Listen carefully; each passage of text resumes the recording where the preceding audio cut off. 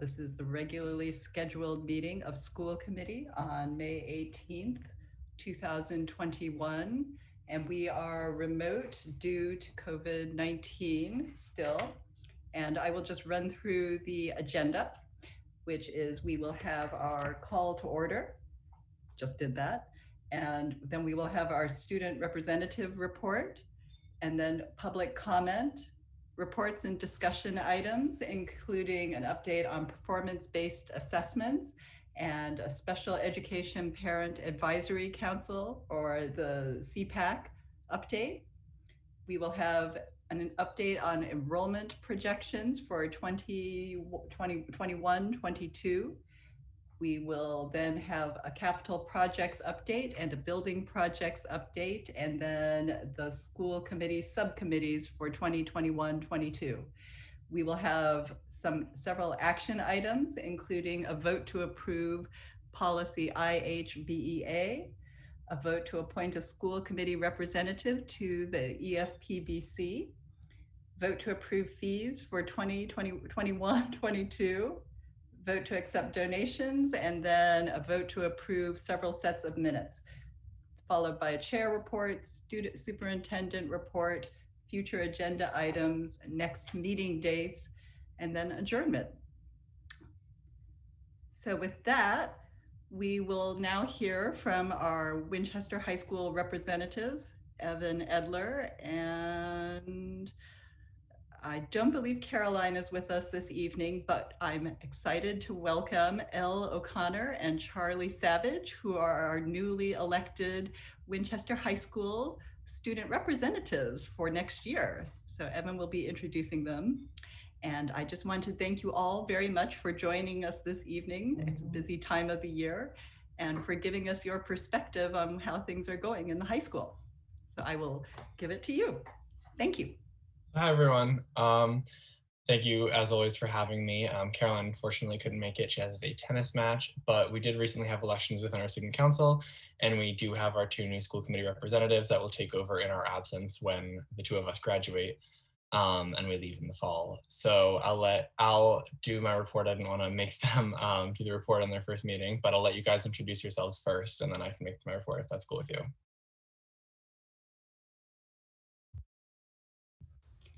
Hi, everyone. I'm Elle O'Connor, and I'm a sophomore. And thank you for having me here. Hi, I'm Charlie Savage. I'm also a sophomore council member. And yeah, really glad to be here. Awesome. And we're super excited to have both Charlie and Elle taking over for us going into this summer and in the fall. Sorry. Evan, would you like us to introduce ourselves to them as well? That would be so great. I didn't even Okay, we'll start with Karen. Sorry. Excellent idea. Excellent idea. So I'm Karen Mariama Bolognese, and I'm the chair of the school committee this year. And I'm so happy to welcome you. Hi, I'm Michelle Bergstrom. I'm the vice chair of the school committee this year, and we are happy to have you. I'm glad to hear you're sophomores and you could potentially be with us a few years like Evan has. That's been great.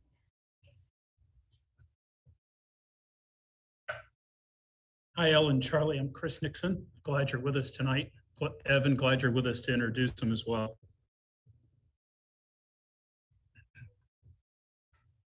This is Tom Hopcroft. I'm on the school committee. Welcome. Glad you're all here, and look forward to seeing you at lots of meetings in the future. Elle and Charlie, congratulations, welcome. We're really excited to have you as part of our team, and Evan has done an amazing job as his counterpart, and we know you will follow very well in their footsteps. So we look forward to having you, and thank you for your dedication to this. Awesome. And of course, I forgot to introduce myself. I'm Seamus. Sorry. You guys know it's been a long day if you're in school all day today. Definitely. And I'm sad to leave the committee, but I'm definitely excited to have both Elle and Charlie following after. So in terms of what's going on at the school right now, we are in the heat of AP season, so all upperclassmen are feeling that, but they have been more spread out this year, which has been nice. as the seniors will all know, our last week is next week, actually. Friday the 28th is our last day. So we have some fun senior events coming up. There's the Senior Sunset, which will have student performances and food available. Then eventually on the weekend of the 5th and the 6th, we will have our graduation and our prom, which will all happen socially distanced outside. And there are tons of plans that have been changing by the hour, it feels, based on the state regulations. But the school is doing a really great job of getting the most out of that experience and getting as much out of our graduation and prom as we possibly can. So that's something we're all looking forward to. After we leave, the 9th and 10th graders will have MCAS on the June 1st to 4th. So that over those days, MCAS will be held. That'll disrupt the schedule for the whole school, but that is when they rescheduled MCAS because of all the craziness of the past few years. Being in school right now, as I'm sure Elle, Charlie, or any other students will tell you, is definitely weird. It's been crazy to be back full in person for the past few weeks. I know, like today, the hallways were more crowded than I've ever seen them this year. But I think what I've been experiencing in my classes a lot is just everyone being really excited to be there. I think, especially from my perspective, preparing for the AP exams, I think teachers are really appreciating having those whole classes in the classroom at the same time, being able to prepare at the same level, as opposed to having a cohort schedule and complicating things further with testing dates. I do also know that a number of AP exams will still be remote, even though we are full in person. So I have a few more that will be remote, which is very helpful because students don't have to go in the building. We get to take them from home on our personal computers. But teachers are still appreciating having everybody in the classroom at the same time as our students. I've also, just from what I've been hearing around the school, I know that most upperclassmen that I know of have been getting vaccinated. I am fully vaccinated as of today. Most of my friends will be fully vaccinated, hitting that 2-week mark over the next few days and weeks.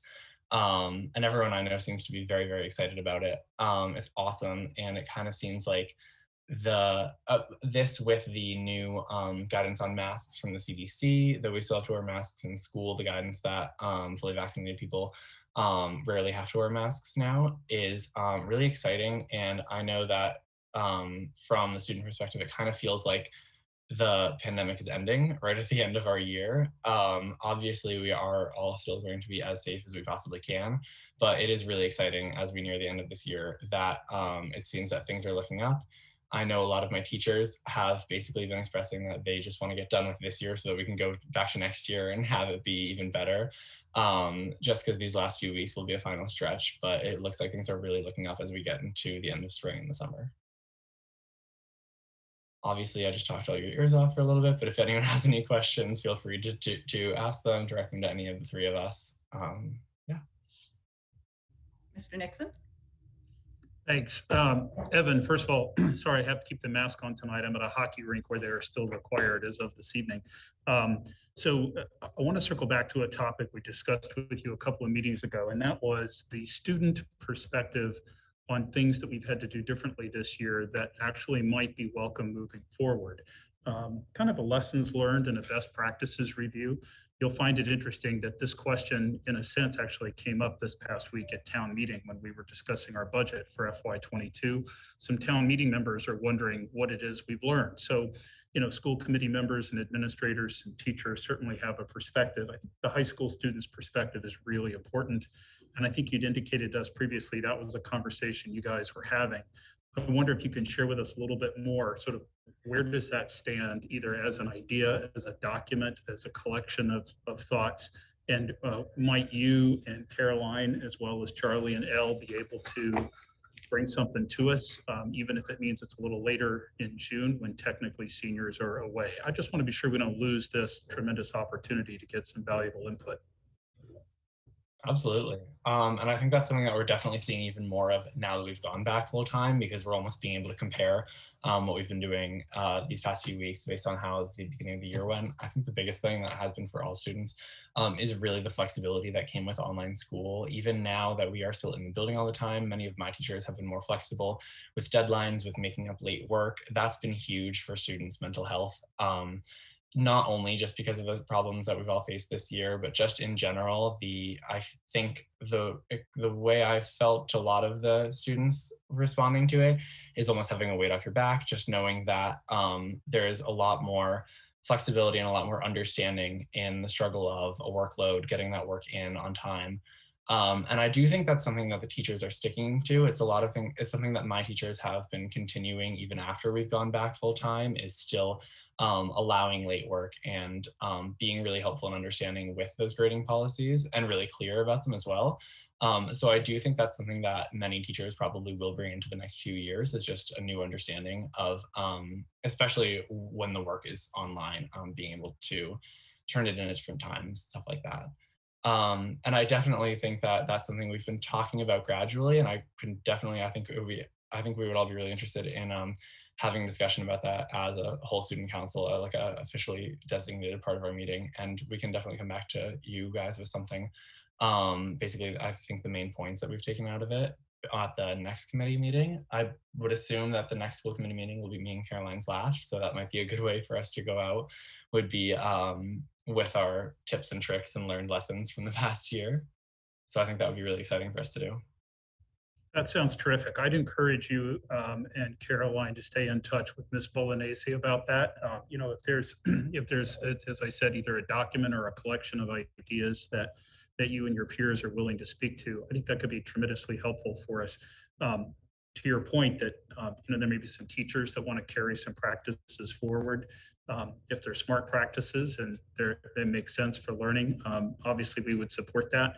But we're a big district and we have a lot of rules and policies and procedures. And so if on the policy front, there's some things the school committee might want to be thinking about to either encourage or support those teachers who might want to do things a little bit differently, with the input and approval of administration, I think that's a fantastic conversation to have. Just want to have it before we lose the opportunity. Thank you, Evan. That's terrific. Mr. Brady. So Ellen, Charlie, it's your first night, so we'll go easy on you. I wanted to hear from you guys while it's fresh in your mind. Could you just tell us a little bit about how you ended up in the position you're in? How you heard about it, what the process was like, because I think it's just important for folks to know, and there may be future aspiring student representatives to school committee. You guys will be seniors before you know it, so I just love to hear about that from you guys. Yeah, for sure. So sorry, my dog was running. Basically, we saw the position. So we had student council elections. I'd say about a week ago now. We originally saw the position probably a month and a half ago when they went over all of the positions that students were able to run for this year. So me and Elle saw that position. We were talking a little bit because we've been pretty close this year with all of student council and same classes and stuff like that. So we saw that position. We decided to run. We ended up running unopposed. Actually, there was a brief discussion earlier before the elections if we were going to do 1 or 2 student representatives this year for school committee. We chose 2 student representatives, so we both ran. Luckily, we're unopposed, but we still gave our speeches, and then we're elected, and now we're here tonight. Awesome, thank you. Elle, did you want to add anything? Yeah, that was kind of all I was thinking too.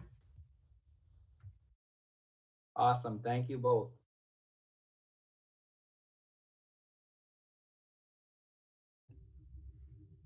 Any other questions from the committee?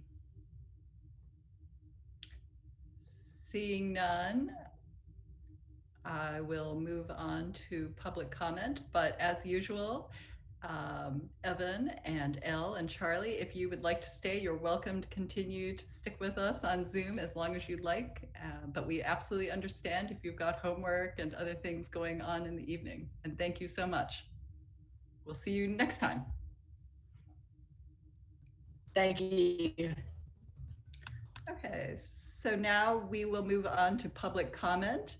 Public comment shall be for a period of 20 minutes and is not a discussion, debate, or dialogue between individuals and the committee. It's a citizen's opportunity to express his or her opinion on issues on the agenda or of school committee business.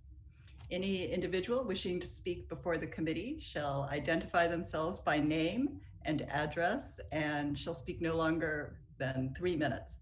All individuals shall speak to the full committee through the chair and shall not address individual members or administrators. So in order to give everyone an equal chance, I will lower all digital hands, and then you may raise your digital hand if you wish to speak.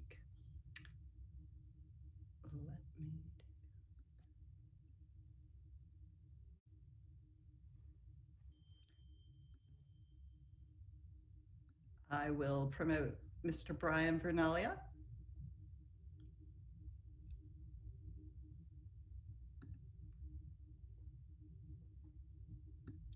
I think I did that.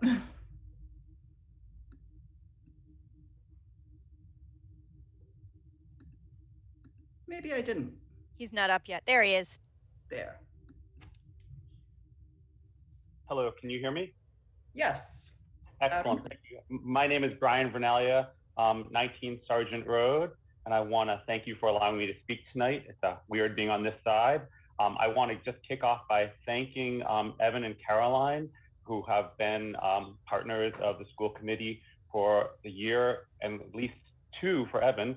So they definitely would be missed. And I don't know if they're still here, Evan's still here, but I just want to thank him. I know I'm not supposed to address individuals, but I do want to make that thanks.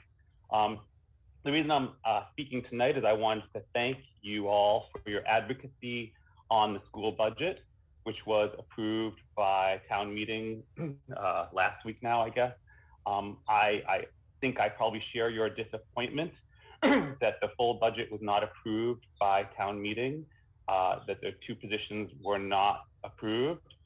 I am disappointed, and I was disappointed by some misrepresentations by the finance committee, that school committee felt that you needed to have the highest per student funding in the state. That's nothing that the school committee has ever represented to anyone. So I was disappointed that they represented it that way.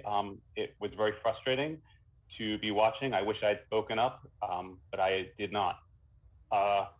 And I am disappointed even more so after learning that at the end of town meeting that an additional $481,000 in expenditures will not be needed. If we look at the position for the sustainability, that's a net $431,000 that will not need to be spent, which means that really it would have been within the budget to afford those 2 positions that were not covered. So what I'm here tonight to do is to ask you to please, if you need those positions, do not cut something from your budget. Please go to Finance Committee and ask for a reserve fund transfer for any funds that you need. We need everything that's in the budget, I know, because I was with you guys working on it up till when I left. We know they have the money. They have $431,000 more than they expected. So please don't cut anything from the budget as you move forward. And that's all I have to say. Thanks all. And again, thank you for allowing me to speak tonight. Thank you very much.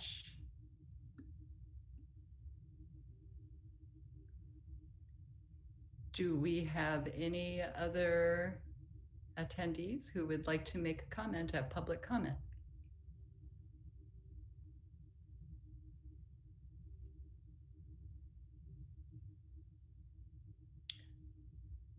I am seeing none.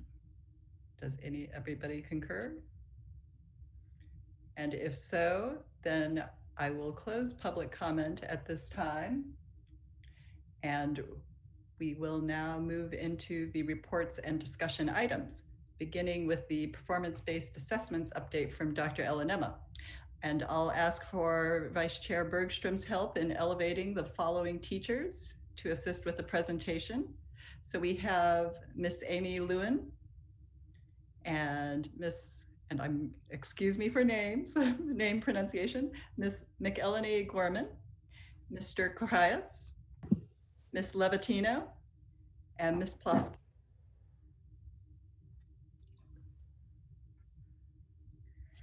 Thank you so much. So we'll get started. If you could give Lori Kirby. She's going to share the presentation. If you could give her screen sharing, that would be great. We can pull that up. But I'll be happy to just get started with a little bit of background. So thank you so much for providing this time for this. We're so very excited to share our progress and what we're seeing on one of our main district goals. And, you know, just as a larger picture point on, you know, there's a few people sharing tonight, but truly this has been like a whole district effort. We could probably take up the whole night just on this topic and more. So we're happy to have some sharing to hit some highlights, but please, you know, if there are any questions, please know that this is a project that everybody's working on. You know, Judy and Michelle and Anna Paradise is the union president, have worked with the executive board with our work with our consortium with MCIEA. Lori and I and others work with the working group and on the PD piece of it. But the real heart of it is, you know, all of the coaching and what the teachers are doing in the classroom. And this is not easy work. So we want to say we undertook this goal knowing it was much more work than a lot of the things that we were doing, but so worthy for our students. So just that little plug from the beginning. So just for those of you who don't know, MCIEA is part of the consortium that we're in with 6 or 7 other diverse districts. And the purpose of this, of the consortium, it's the Massachusetts Consortium of Innovative Educational Assessments. So this really is kind of the movement that fits in that larger picture of our students and our teachers are more than just a number. And our real goal is what they're doing now to really serve them as part of what they are preparing for life and as actual real life experiences now, not just waiting until they're out there in the world. And thinking about assessments as a rich part of what we do all the time. Assessments aren't a time that we need to stop the teaching and learning to assess. It's a part of the process. So just for those of you who, you know, may be new to this project kind of we've been working on, to give some of the background on kind of what's the big picture, what really drives this, what's our why that has us doing what we're doing, is really focusing on what skills do our students need. We know it's a changing world and what our students need are not the same things that we needed preparation for in school or generations before us, and always trying to be mindful of what's happening out there in the world. It's great news that the, you know, expected life expectancy of our students is continually expanding. So recognizing that, you know, they will have many, many years after school. This is just one small piece of their timeline. And what is it we really want to prepare them for? And these are the things that employers are looking for. What's up on the screen now, that growth mindset, that ability to work with other people, the flexibility and curiosity. And we were actually kind of chuckling looking at this slide ourselves today, thinking, wow, this year, this pandemic year, for all of the down things, back to our silver lining theme, certainly a lot of these things we all really had to focus on this year, including that big one of comfort with ambiguity became kind of the center of most of our worlds. And then what they really want us to be thinking about in terms of what is it that our students can do? So when we think about different assessments, when we think about kind of standardized tests and things that have been the focus of the past, they often will hit on these kind of bottom 2 layers. We're checking if the students can really remember the things that we've taught them. Can they remember the facts of this? Can they understand a concept? And those are certainly important foundational skills. But what we're really hoping to get them to is a place where they're analyzing and evaluating and creating. If we think back to what employers were saying they're really looking for, they're really, in order to be able to do those things, you need to be able to be at the upper end of Bloom's taxonomy. So how can we have our assessments really be focused on these pieces and not stop the learning, not it's time to stop learning now and now we take a test on it. Rather thinking about what can our assessment be that is actually a natural part of the cycle and can continue to feed both the students and others, because many of the performance-based assessments that our students do are, you know, things that become public service announcements, or they teach other students about, or they work at the Jenks Center. It's a way that continues to give back and be part of the larger community. And as we know, none of this would be possible if we don't check in with our social emotional well-being. And having the luxury of having 2 district-wide goals for the past few years has been nothing but wonderful for our students. It really has allowed us to dig in and talk about what social emotional learning looks like and what it sounds like. We have come from a place of where it was a standalone to now, what does it look like in our day-to-day practice?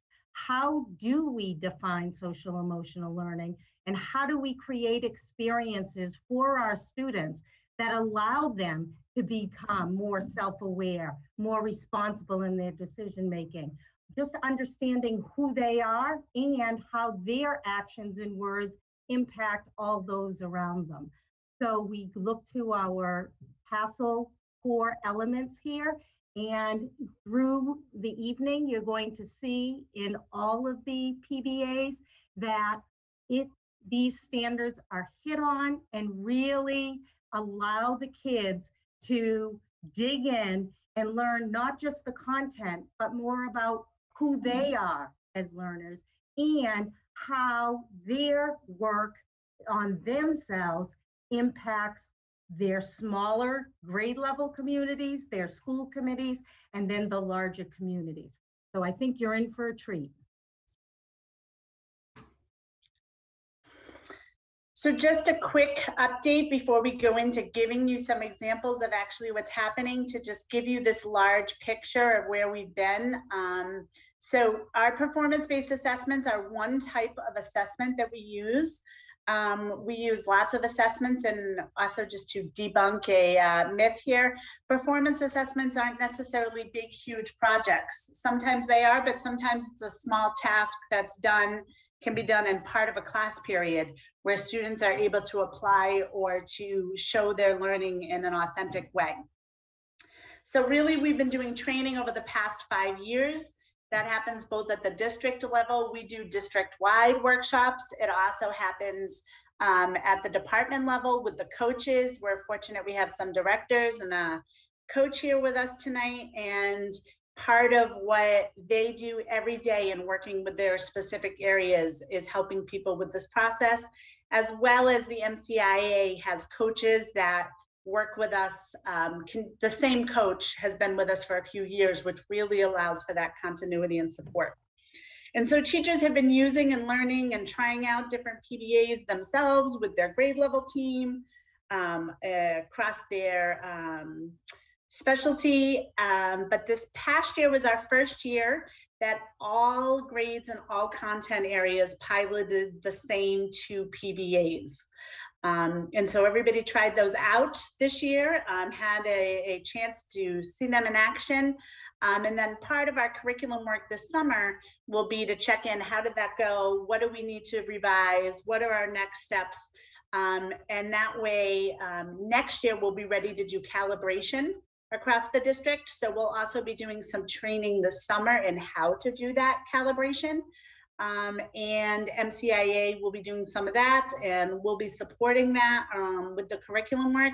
So next year, when the teachers implement the PBAs, we'll be able to look across 2nd grade and say, okay, how are our students doing with these standards? What are we able to see? What are our next steps? What do we notice about our teaching? Like when we do this, we notice that our students are able to do this. And this year we're very excited. Our district is, every district is trying some different things. So we're piloting a couple of things around particularly tying SEL in with our performance assessments here in Winchester. So we're excited because we'll have some feedback for the rest of the consortium on that piece. So that's enough of the kind of the big picture. We're going to share the exciting stuff now, what the students do.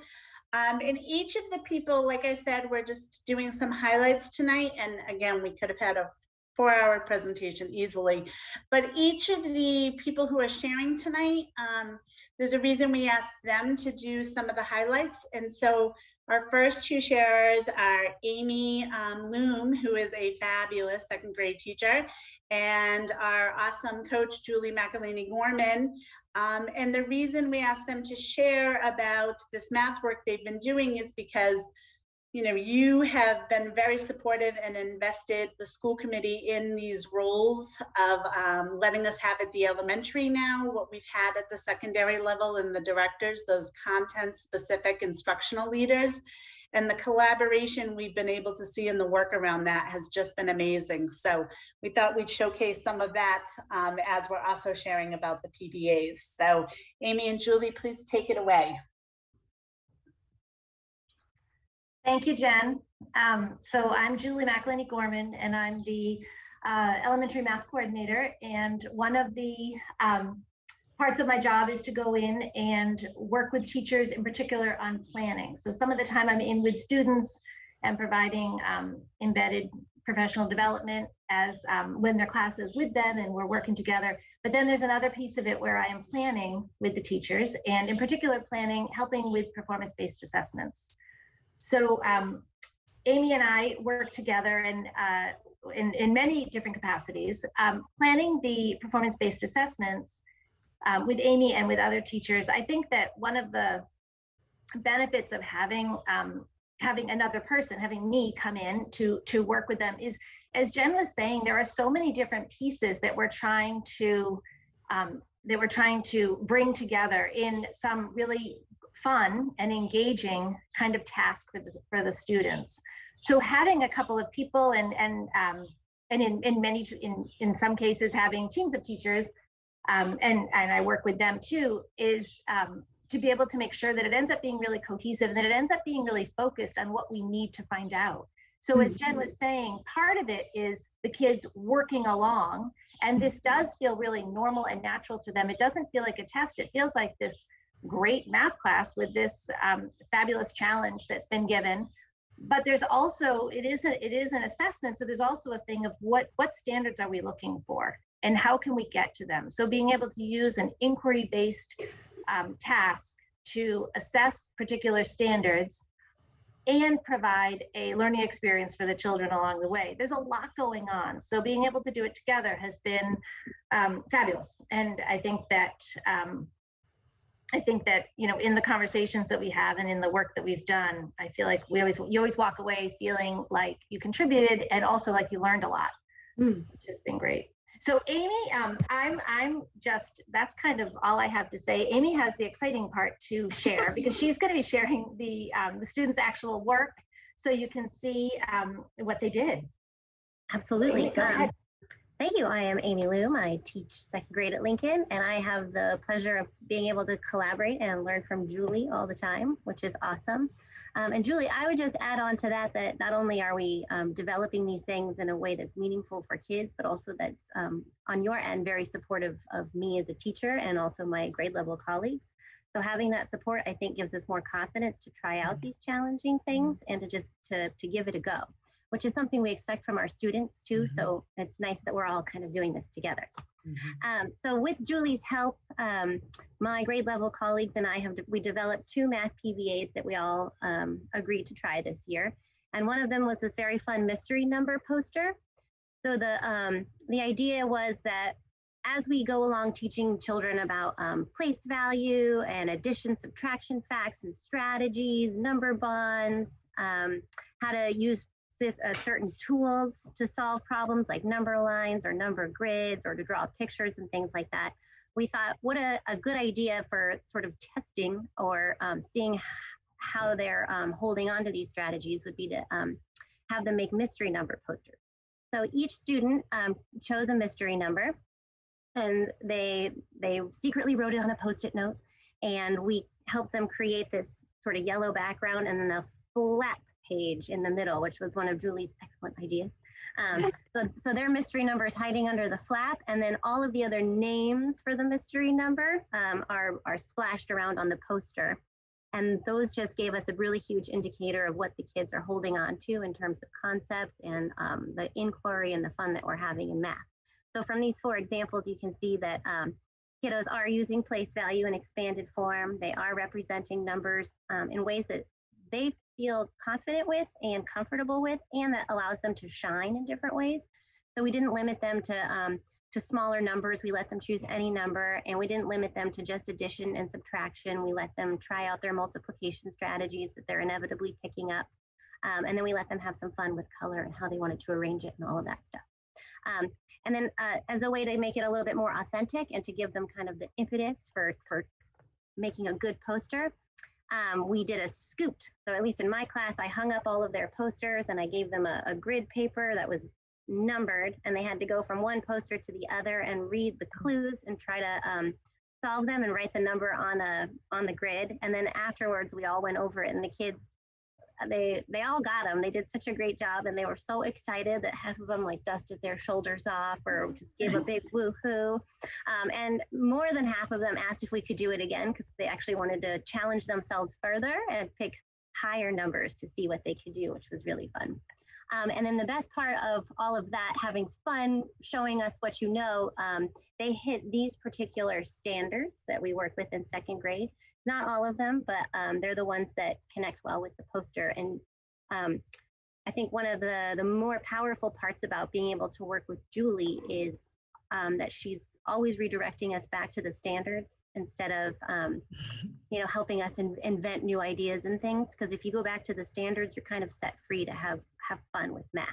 So that's what the kiddos ended up doing here with their mystery number posters. I just wanted to interject one thing about that, because I remember something you said, Amy, reminded me that this was, so typically there are on the everyday math unit test, there are questions that cover these. Yes. And so that was one of Amy and the other 2nd grade teachers' goals were to, like, we don't want to give this. Is this PBA really gonna tell us what we needed to know? And when you look at those, and I think it was the kids' work that reminded me, because I was thinking, oh, I remember, I know those problems. I know that expanded form. I know what that looks like on a test, and yet they were able to do it in a way that was much more enriching and really more real life, if you will, because making a poster and being able to do that kind of thing is the real world for 2nd grade. Absolutely. Yeah. Thank you, Julie. And our dream room is where I think we had maybe the most fun that we've had in math all year. So after learning the concepts about units of measurement and what tools you need to measure various things, we told the kids, well, I'm going to backtrack a little bit, actually. At least in my classroom, at the beginning of the year when we start math, we start with the question, what do mathematicians do? And inevitably, the kiddos always come up with, well, they build things, or they help someone build things because they need shapes and they need numbers to grade bridges and buildings and things like that. So zooming forward, after learning about inches, feet, yards, centimeters, meters, and the various tools that go with them, we told them that they're finally going to put on their architect hats as mathematicians, and that they are going to be able to design their dream room. So we started with the concept of, well, what would be in my dream bedroom? So we had them turning and talking. We showed pictures of like really extravagant bedrooms and things like that to get the wheels turning so that they would dream big. And then once they had their ideas, they took a white piece of paper and just kind of planned out what would go on there. And a lot of them, even though they had these grand ideas, sort of scaled back and realized, well, it's my room, so I also want it to be cozy. So you'll notice a lot of rugs and beds and things like that with some fun splattered in. So once they had the white piece, another good part about this was the cross-curricular connection to our social studies standards about mapping. So we had already covered that in the year, and that really helped the kids understand that the blueprint needs to be a bird's eye view, just like a map, and that they're not drawing to scale, that they're either drawing smaller. So they planned out what their room would look like, and then they decided on measurements, which kind of helped guide a lot of the kiddos who have trouble I would say, holding a lot of different directions in their head at one time. So we really broke this down for them. But we gave them the onus and they chose the things that would go in their room, what the measurements would be. And then we gave them this big giant piece of blue paper, just like an architect would use, and a white colored pencil and a ruler. And we said, okay, now you have to make your blueprint. And so the kiddos used all the tools that we gave them, all the things that they remembered from, or not remembered, but practiced and that they held on to from our work learning about measurement. And they created these super amazing dream rooms. The example on the previous slide was a girl who really loves horses. So she, in her dream bedroom, she has a giant bed, a giant rug, and a horse stall for her horses that are going to hang out in her bedroom. And then this one on the left has a U-shaped swimming pool because they thought, well, I want to wake up and do my morning exercises right in my bedroom. So we let them have a lot of fun, be creative, and make something that they're proud of. And then one of the funniest parts of this whole thing to me is they were like, this is really cool. I'm going to show this to my parents and see if we can, redesign my room and get the horse stall in there, or the coffee cart, or the hockey rink, or whatever. So when they were done, they shared their blueprints with each other, and then we rolled them up like an actual blueprint, and they took them home to share with their grown-ups and the rest of their family. And the best part of all this fun that we had is that they hit this standard very easily and without a lot of direction from me, the teacher, but just more me guiding them to remember how the blueprint should look. It was really fun and we had a great time. So I think those are our two fabulous math PBAs that we covered. Thank you so much. And I can say just the energy that they're sharing right now, as you can imagine, trickles down to those students. So again, after a long day, thank you. I can only imagine what it looks like when you're in it with those kids. Yes. And Lori, before you go on to carrying on to the high school, Amy and Julie, of course, you're more than welcome to stay with us, but I want to just pause and see if anyone has questions for them in case, they may need to get back to other things to prepare for tomorrow. Seamus? Sorry, going in no particular order. It's the only hand I can see. All for this really amazing work. It's definitely near and dear to my heart. I'm very, very impressed, having myself as a teacher done a much less impressive design your own room project. You have shown me what mine definitely should have been. So kudos to you. This is really exciting.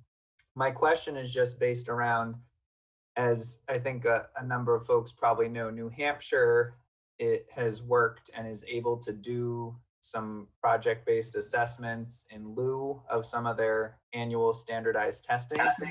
And so I think I know the answer, but I would love to hear if that's something that through this process you have become excited about Massachusetts potentially moving towards in the future. That's a great question. That's absolutely the goal of the consortium, is to continue to make that case at the state level that that this should be something that we certainly could do for that piece. There was talk, and this was right before the pandemics with the new social studies standards, of instead of moving to some kind of social studies MCAS, like, could this be a place that we could pilot it? We don't know if there's been any more movement on that since the pandemic. Judy, I don't know, have you heard anything more about that, or Chris? No, I think everything's been on hold because of the pandemic. I don't know if Mr. Kerhayat has heard anything from his point of view in social studies. Nothing beyond just the discussion of kind of the civics action project that is for the middle schools and the high schools, but nothing of whether or not that would be kind of considered a PBA assessment that might replace some of the standardized tests to reflect the new standards. And then I know that the state has also been piloting some actual more standardized tests questions with some districts around civics. So I think that they're still kind of weighing their options and looking both ways.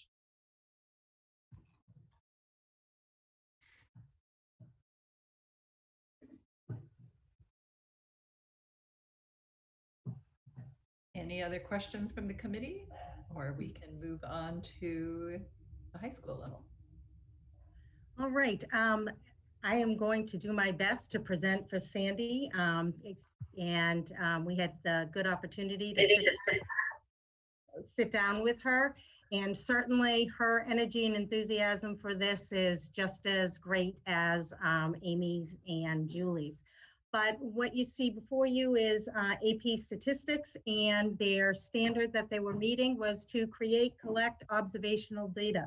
The beauty of this project is there's so much to it. And I think the first is just having the choice to decide what it is you want to collect data on and develop an experiment. And when you are given that opportunity to dive into something you're interested, passionate about, the sky's the limit.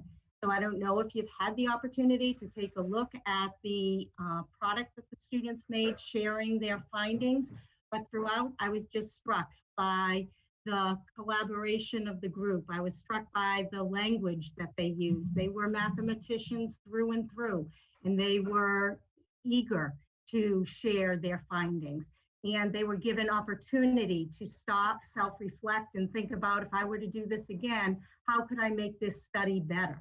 So when you think about that real world connection and making that statistics come alive, I mean, we have two great examples, and I found it fascinating that a group was interested in going around the cemeteries and taking a look at characters and analyzing newer to the older. So if you haven't had an opportunity, I'd say take a look, because it's quite impressive. And then the next group was advanced pre-calculus. And again, here's just an opportunity for students to show their understanding in a way that is engaging and meaningful and exciting to them. So they were to model trigonometry formulas, equations, and equate that to, okay, you're now a travel agent, and how can you draw people in to the place that that you selected, your destination. And in order to do that, you have to sell them on the climate, and really taking a hard look at that and gather data that is supported by math, formulas, trigonometry, and then go out and be convincing. So that picture of Bali, I don't know, it looks quite nice right now. And again, if you have the opportunity to take a look at this, I think, again, it shows not just the content standards, it shows those mathematical practice standards, what real mathematicians do each and every day. And then you tie in that voice, the choice, the opportunity for reflection, the opportunity to take a look at the world and think beyond our small window. And you have yourself a nice way to assess how students are growing as mathematicians. And you're giving all students the opportunity to show what it is they know and are able to do. And I applaud these math teachers at the high school, because it wasn't long ago that we were sitting in PD together. And again, you talk about what we want to model for our students. It was playing out in the PD. They were brainstorming, they were collaborating, pushing each other, challenging each other to take a look at the standards and think about real world applications. And they were putting their own vulnerabilities out there, because there were times when they said, I don't know how to connect this to the real world. It was together that they figured out how to do that. So again, just to see the journey, be part of it, it's pretty special. And I can't underscore what Jen said. This is a tremendous amount of work the teachers have taken on. And they do it, and they continue to dive deeper and to push each other. So again, just nothing short of exciting.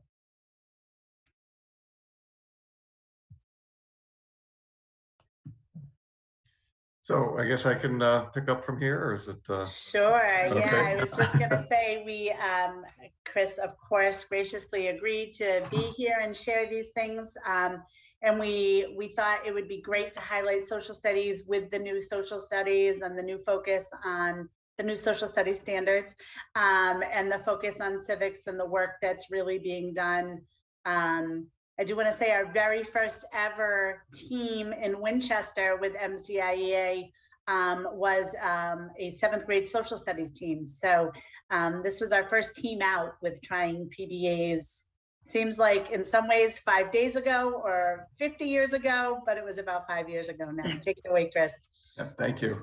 Yeah, and I would say, in social studies, I think to a certain degree, there's a lot of opportunity for project-based learning in the social studies classroom. And I would say that probably one of the things that when we initially started attending some of the MCIEA workshops, both at the middle school and the high school teachers, and one of the things that we're continually kind of adjusting to and transitioning to is kind of that performance-based assessment part of it, the authenticity. I think that that's something that would kind of, Lori talked about that with the math teachers going through some of those struggles and thinking about those real-world applications. That's something that we continue to wrestle with. I think we've been making a lot of progress in that with the social studies teachers. And so I've just chosen a few to highlight from the several grade levels, one at the middle school and a couple at the high school, for a couple of reasons.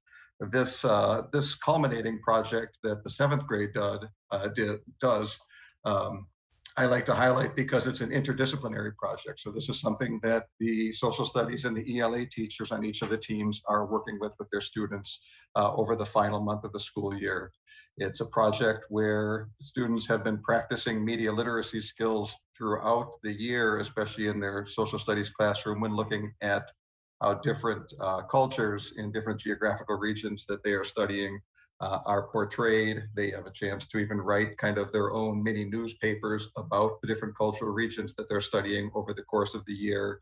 And then at this in this culminating project in the 7th grade, they begin to work using their skills to understand bias in news sources, begin to create a presentation kind of with a pro or a con to any kind of an argument that interests them. So it's kind of giving them that opportunity to choose something they're interested in digging a little bit more deeply into, reading materials, resources on both sides, and then putting together a presentation that explains both of those arguments, and they present them to their classmates, and their classmates then provide them feedback on how well they were able to make those arguments. And so I think the choice that's a part of this, the applicability of students needing to really be able to understand the different kinds of sources they're being exposed to with regards to news sources and social media is an important skill that they're developing.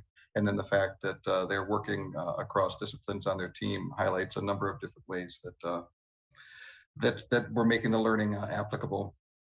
In 10th grade, one of the PBA that has been kind of picking up is thinking about ways that you can make complex parts of history more accessible and being able to tell the narrative. So as opposed to having a test on the French Revolution and all of the different stages, we have the students writing a storybook. And so they take the perspective of maybe somebody who had been part of the first estate or the second estate, or they're a member of the third estate. And then they have to tell the story of how that person's life has changed and evolved over the course of the French Revolution. And then they have an opportunity to design it. Some students do a great job designing it by hand. Others use different creative software to be able to create their stories. And what's nice is that through their written narrative, they're able to express their understandings of the changes in the revolution. But because some students are able to express themselves even more artistically, some of the visuals, even if the narrative isn't there, their visuals do a great job of expressing kind of the turmoil and the tumult of the revolution. And so then they having an audience of and we may have to, maybe some of them might be more directed at YA, some are directed more at elementary, but I think we kind of think about these different audiences that you're writing for so they can understand certain aspects of the French Revolution. And it's pretty instrumental. This final one, but that's fine, we could go to this one because I want to emphasize it, and I'm glad that there was the example from the AP Stats, is that AP Psychology is an elective course.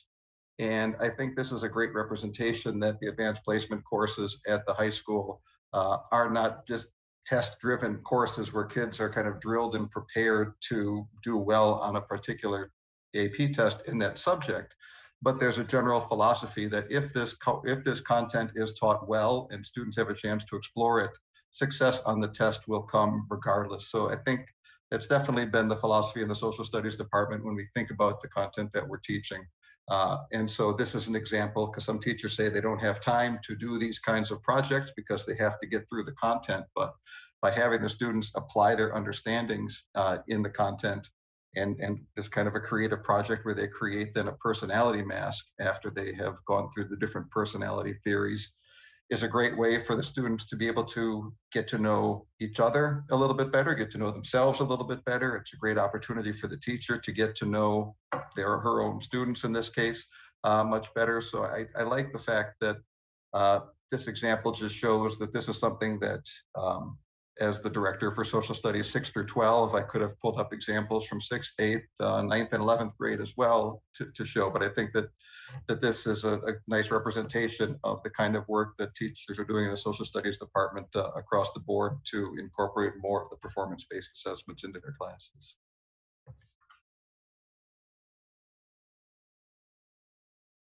And I don't know if we want to move on, and I'll stay around for questions. So if there's more, I can stick around. You can move through the presentation. Does anyone have anything for Chris right now?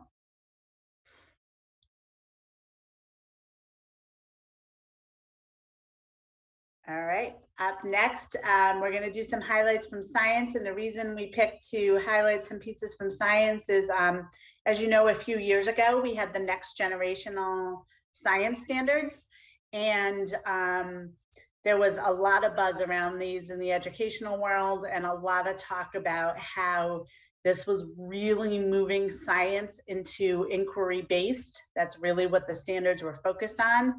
And at our different levels, it really shifted a lot of what we were doing. And it's tied just so nicely with the performance-based that this has worked. It was kind of like they knew our mission around this with the standards. It's gone together so nicely. So here we have examples from grade 2. They walked around their school community outside and they took a look at how watershed is impacting humans, plants, and animals. And from there, they developed, they became engineers and started to develop ways to improve the environment and eliminate or decrease the amount of soil erosion. And then there was another example of the owl pellets, and this is a fan favorite, and the students have the opportunity to look through the excrement of an owl and determine what it's where it is in the food chain and what it needs to have a healthy environment and to thrive. So our young scientists then will take a look at this food web, and they create the food web, and you'll see here, I think. Here we go. Each of the students show the owl food chain, and then from there, they think again about how humans impact, how we can make our community better for the plants and the animals that we share the community with. So again, just another application of just making these standards come alive and to really make the students feel as though it's not science time, it's time for you to be an engineer, it's time for you to be that scientist, to collaborate with others, and to put yourself out there and to share your thinking and understand that sometimes it's not going to go as you want it to, but how do we work together to get to our end goal here? And that real life problem solving. And again, when you think that they're 9, 10 years old and they're thinking beyond their little world and how their actions, their words can really make a difference for humans and animal species and plants. And then continuing on with our science, we have the high school. And again, what we'll do, we'll share out I know you guys have a hard copy, but share out the electronic version and we'll post it, because on many of these slides, what you click on is then you will see the student projects once you get into those. So obviously we're not going to go through each, but behind this is a great video done by one of our students. And what I think it really exemplifies, and this was done earlier in the year when there was still so many questions about what was happening with COVID, and then the vaccine was coming out, and what were the facts versus what were the kind of myths around the vaccine. And I think what it really shows, as we see so many of these things from like the second grade, design your own room, through this, is that doing the performance-based assessments allows students, like Lori said, that voice and choice. And as we all know, when we're immersed in the why, or when the why is important or meaningful to us and connects to our lives, like there's so much more, student motivation isn't something that we give or that we teach. It's what we unearth, it's what we inspire, it's what we pull out from what we do. And when the teachers are building these things that allow student to have that ownership, they just take these projects and run with them in unbelievable ways. And I just have to say, probably my favorite part about this process is it puts all students on level playing field. We have seen unbelievable things come from students who typically would struggle with a traditional assessment. We've seen unbelievable work with students who did well on the assessments typically, but now are pushing themselves in ways that are application or creative ways to share their learning. It really allows us, it's that picture of uncovering, it's like the iceberg, it's us uncovering their learning and what we know versus us covering content for them. They're really able to show us. So please, if you have a chance after this to we'll share out this and we'll post it on our website to be able to just look at the student projects. They're unbelievable. And one of the things, Carolyn Plosky, our English director, is going to go next. And one of the things that's been so great, and this is true for social studies too, and everyone's been trying to touch into this, but I just think it's a showcase through our both our elementary and our secondary English department, how much work around what's happening in the times and social justice and looking at diverse texts and our concept of windows and mirrors. And again, all of these things tie in perfectly with PBAs. These are not separate projects or separate initiatives or different things they need to keep track of. It makes those connections. And when we talk about brain research, it creates that Velcro effect of where raising the Velcro in their brains of things they already know about, and now new information sticks because we're connecting it in another way for them. So I think these are unbelievable passion projects too. So Carolyn. Thank you.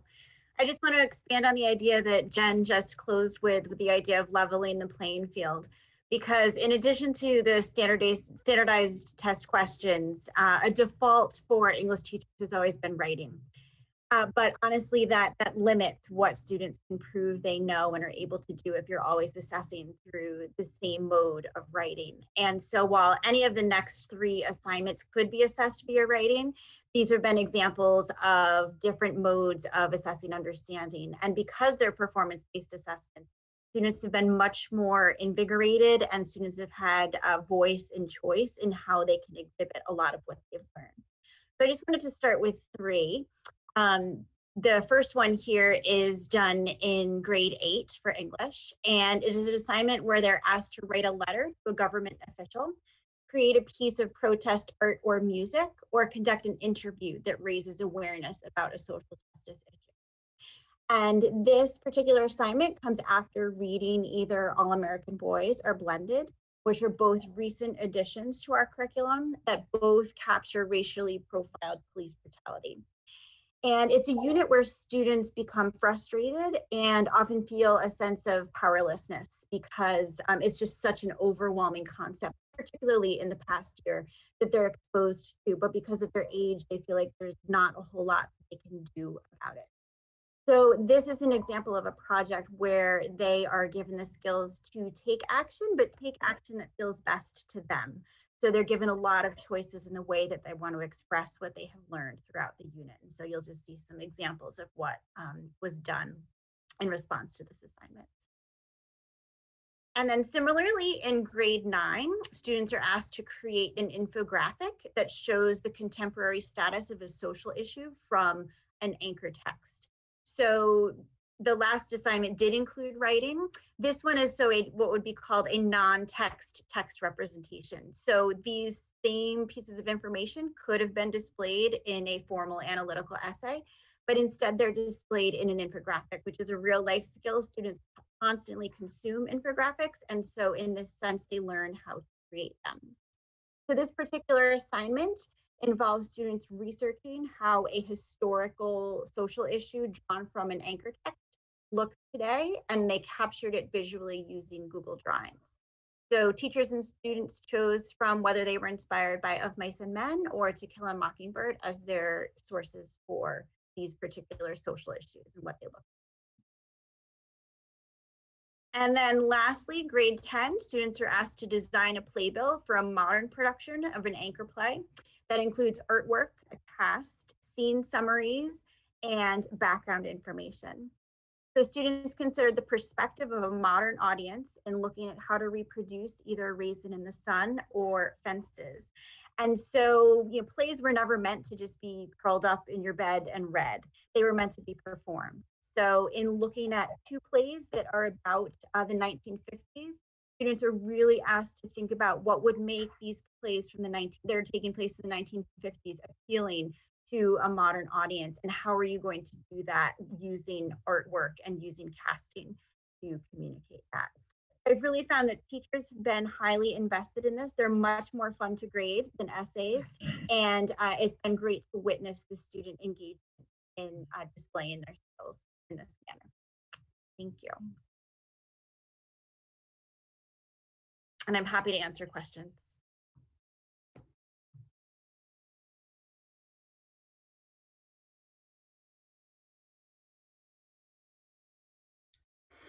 Okay, I'm going to share a couple things about world language, and one of the reasons we really wanted to highlight this was because world language has a unique opportunity that their standards and what they're looking to build is all around the target language. And so truly you can explore any concepts while you're trying to get them to that target language. And I'm constantly amazed, whether I'm in a class or in a meeting with them or looking at their units, how much more fun this was than my world language classes, where we were, saying 100 times a class, hello, how are you? Nice to meet you.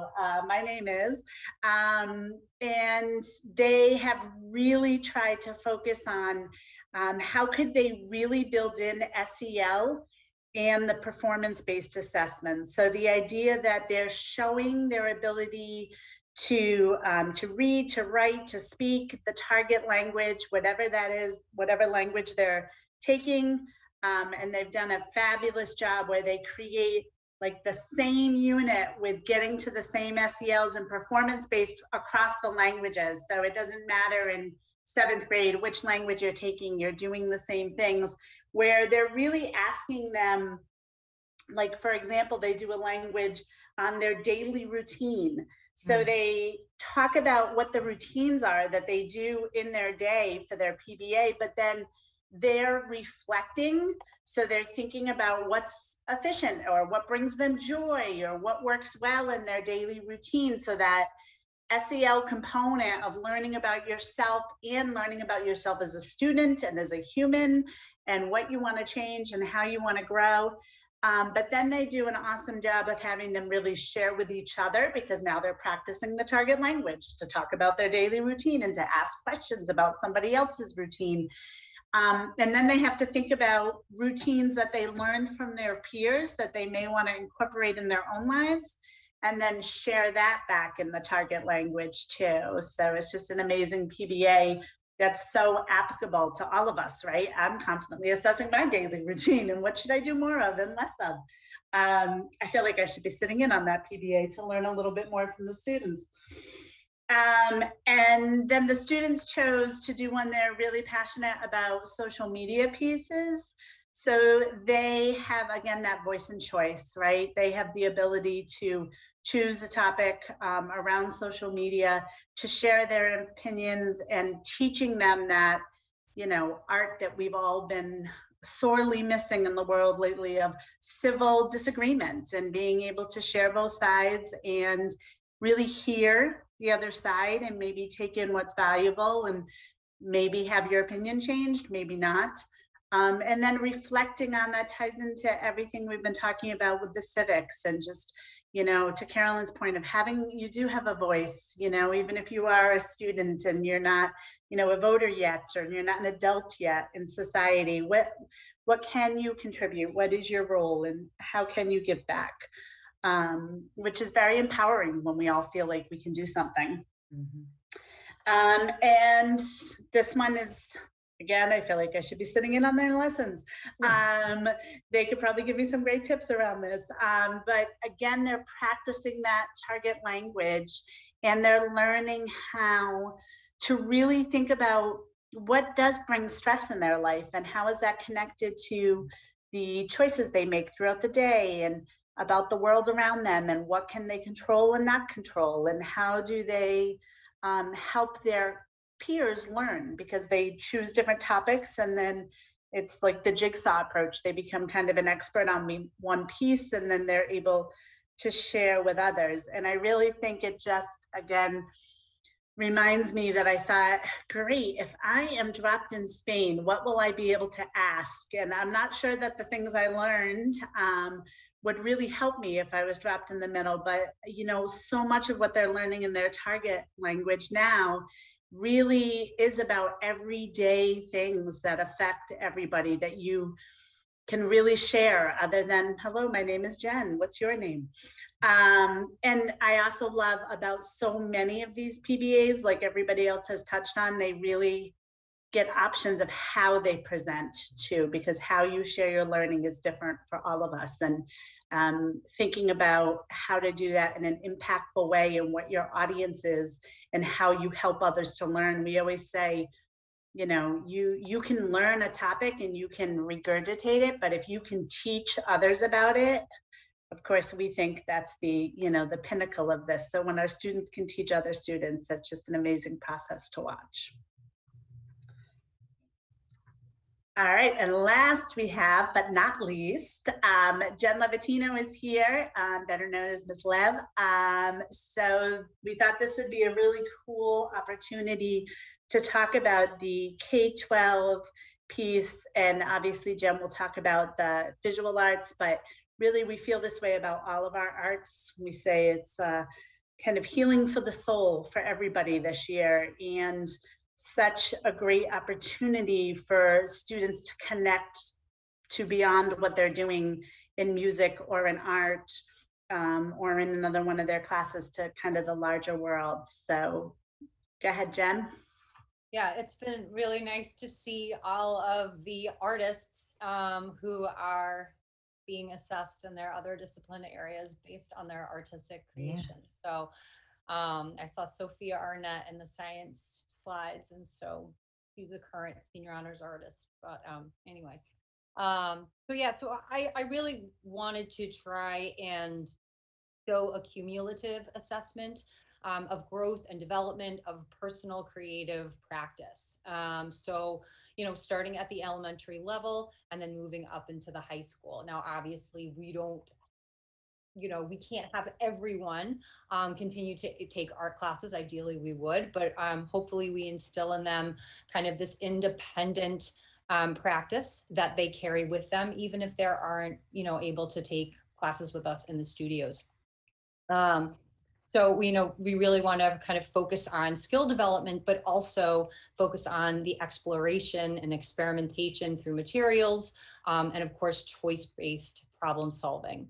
So as our students kind of develop confidence through a structured scaffolding provided by the educator, we kind of aim to increase this level of ownership, right? And so, you know, it fluctuates as the age fluctuates, right? I think elementary students have no problem owning what they're doing, right? It's very, you know, Jen, as you're talking about passion, right?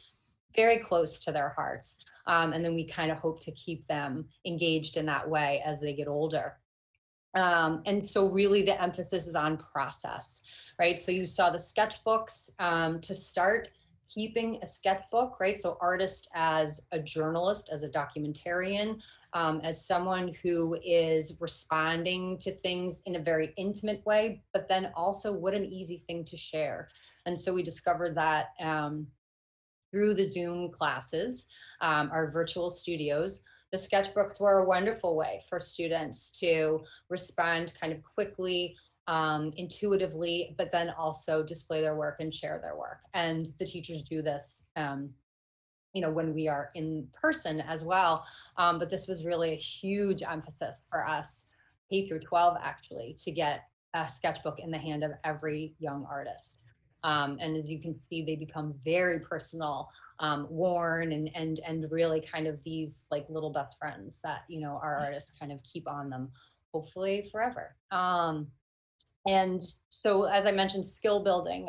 So obviously, you know, I think product-based assessment is something that's very easy to assume art departments would be using, right? So, you know, here we have an observational lesson where we're kind of refining our hand-eye coordination, slowing students down, asking them to look, which is a performance in and of itself at times.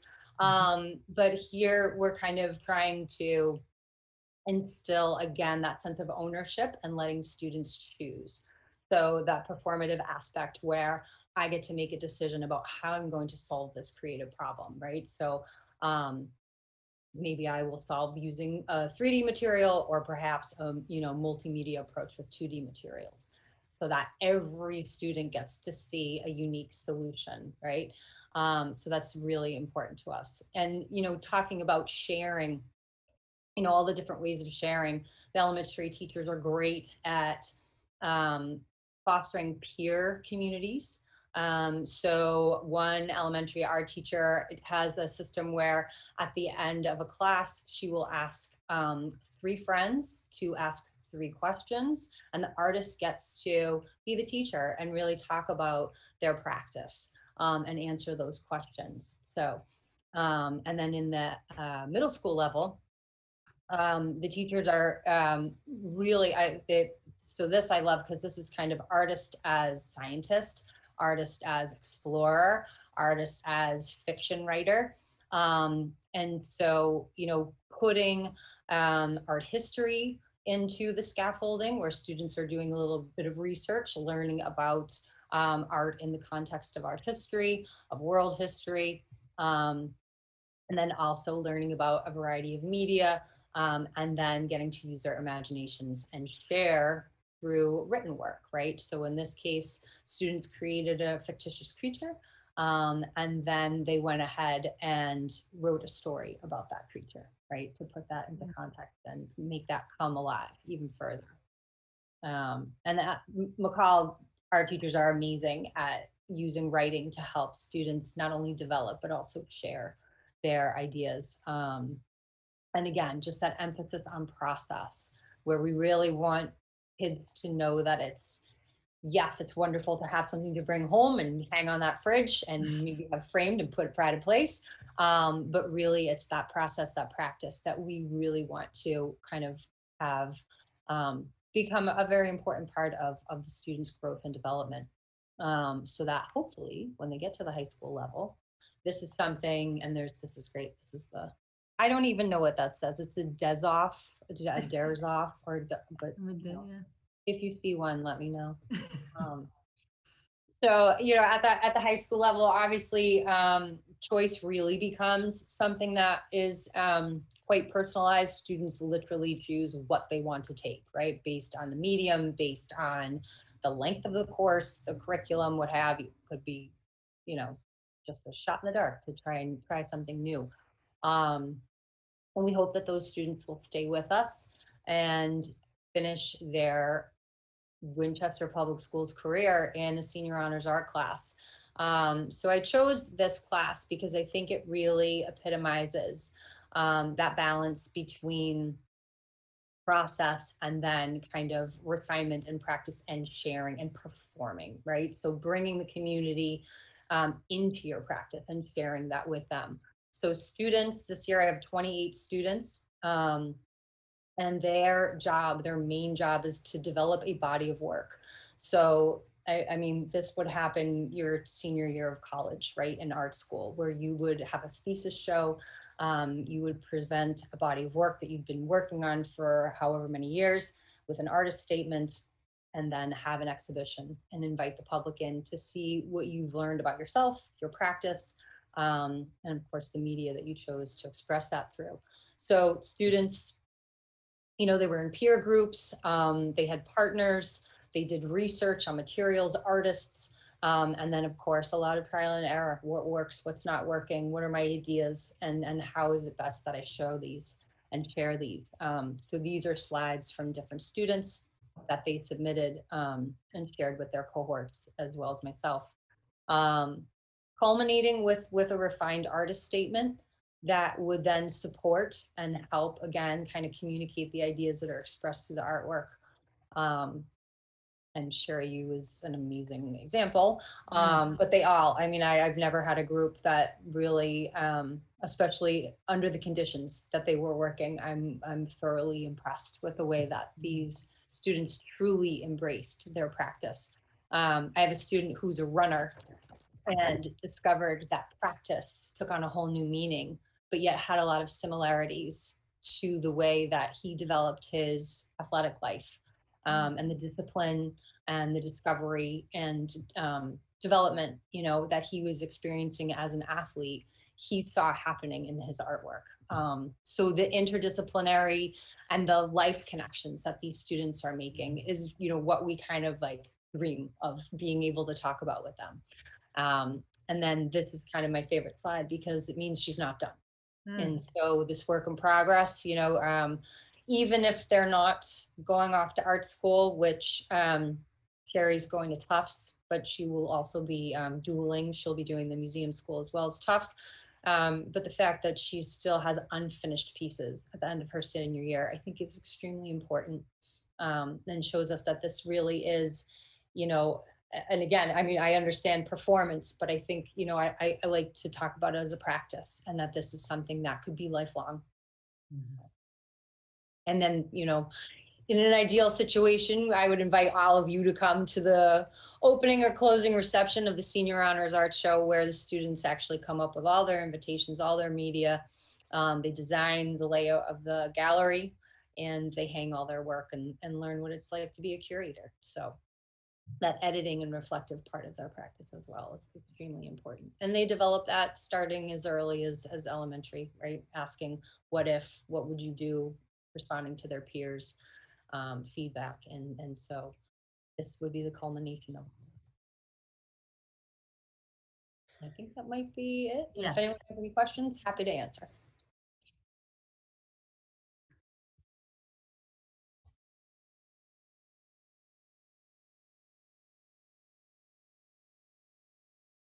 I did not see the order here, so I'll just start from the left side of my screen with Mr. Hopcroft.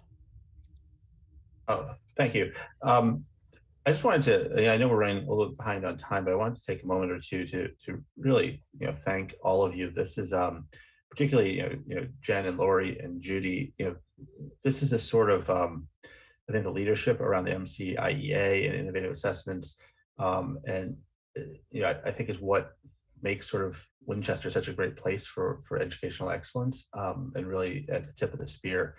You know, from a business perspective, you know, this kind of, you know, applied leadership or applied learning that happens in all of these projects that they require, you know, critical thinking and problem solving and communications and visualization of data and use of different media modes. And, you know, it's, you know, this is what employers are looking for today. And it's really inspiring to see. I really like also how there's a lot of STEM concepts and STEAM concepts, you know, arts are integral throughout all, if you're communicating, people, we communicate in many ways, visually and through video and through, physical forms. I'm more excited about the type of activity that's happening here than I am even about the assessment, but I love the fact that we're starting to you can't manage what you measure and so on and so forth. We need to measure this stuff. So anyway, really excited and really appreciate the amount of time we were able to spend on this tonight. That's all. Thank you very much. Ms. Bergstrom. I'll try to make this as quick as I can, but so I just want to take a little moment to think back in time to before I was a school committee member, and I stood in a press room at the State House and listened to Senator Jalen and Dan French and Dr. Evans talk about this new thing called MCIEA. And the vision that was had for the way we could change students' individual pathways to success and learning and make the way that we were assessing kids based on that meaningful, and to go from that to see what all of the educators in this district have been able to present tonight and the growth that has happened both within our curriculum delivery and our assessment because of that it's just been an incredible process to watch. And I know it's been literally hundreds and hundreds of hours on the part of our educators in their own personal growth and in their education to get us to this point. And I'm just excited about where that will drive us forward in the future too. And I appreciate Mr. Riddy calling out New Hampshire as a state that's been able to change sort of the assessment practices on a higher level, but I want to call out another one of our New England states, Vermont, because what Vermont has recently moved to is proficiency-based grading.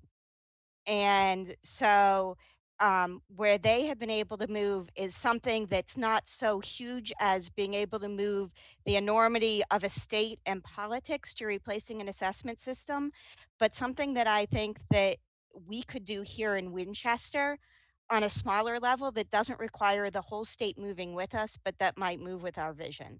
So, Vermont has been able to move as a state to having their kids assessed based on proficiency. And we've been able to do that elementary for a long time. And I guess I'm just throwing it back to Dr. Ellen Emma. Is that something where on a policy level, particularly with school committee, you could see our district moving?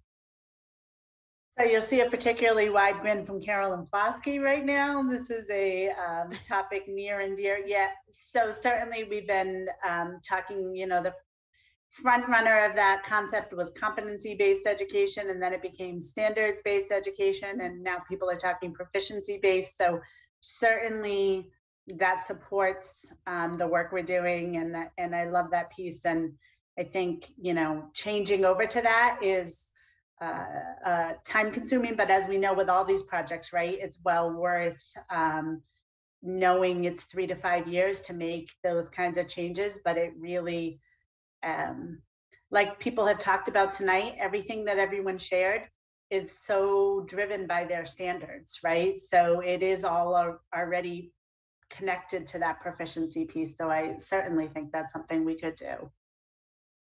Thank you. And thank you to all of you for all of your hard work.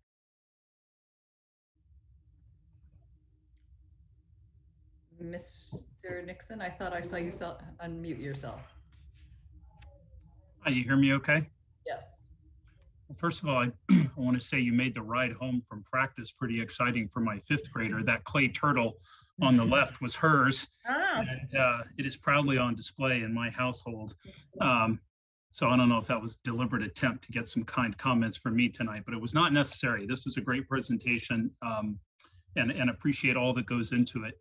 I actually had a question for Chris Kerhayatz, and then it's a follow-up maybe more broadly for Dr. Ellen Emma, because Chris, you're a director. So I'm interested in knowing what sort of role you play, what hand you have in developing PBAs 6 through 12. Are you more sort of involved? Do you have a heavier hand? That may not be the right expression at the high school.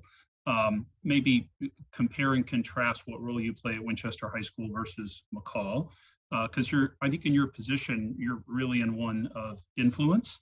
to support this. And I'm curious to know also what your peers are doing at the director level in the other disciplines. So, this seems to me from what I'm hearing tonight, whether we're talking about our coaches or individual teachers or someone at the director's level, there are different roles in the district that can encourage and see these implemented in the classroom. I'm interested in knowing from your perspective as a director tonight, how you sort of fit into this. Well, thanks, but we've got Carolyn and Jen are also in that role, and we'll be able to, I would imagine they can chime in as well as far as what the roles that they play within their own department. I think at the sixth, because as in the role of the director that the three of us play, we do some teaching, and all of our teaching is done at the high school, and we're based at the high school, and so we play more of a supervisory role with our 6 through 8 teachers. And in that case, I think what I would say, one of the benefits, one of the great things about the social studies department is we have a number of innovative and thoughtful teachers who are interested in doing this kind of work. And they also have the opportunity within their schedule to collaborate at least once a week to be able to both develop ideas and also to be able to kind of calibrate their assessment and work on what they're doing. So I think within my own role there is both kind of encouragement, finding opportunities within the school year, whether it's during department meeting time or during some of the professional development days where we kind of create that opportunity and carve out that opportunity for teachers to be able to do that work. And I think the same goes at the high school.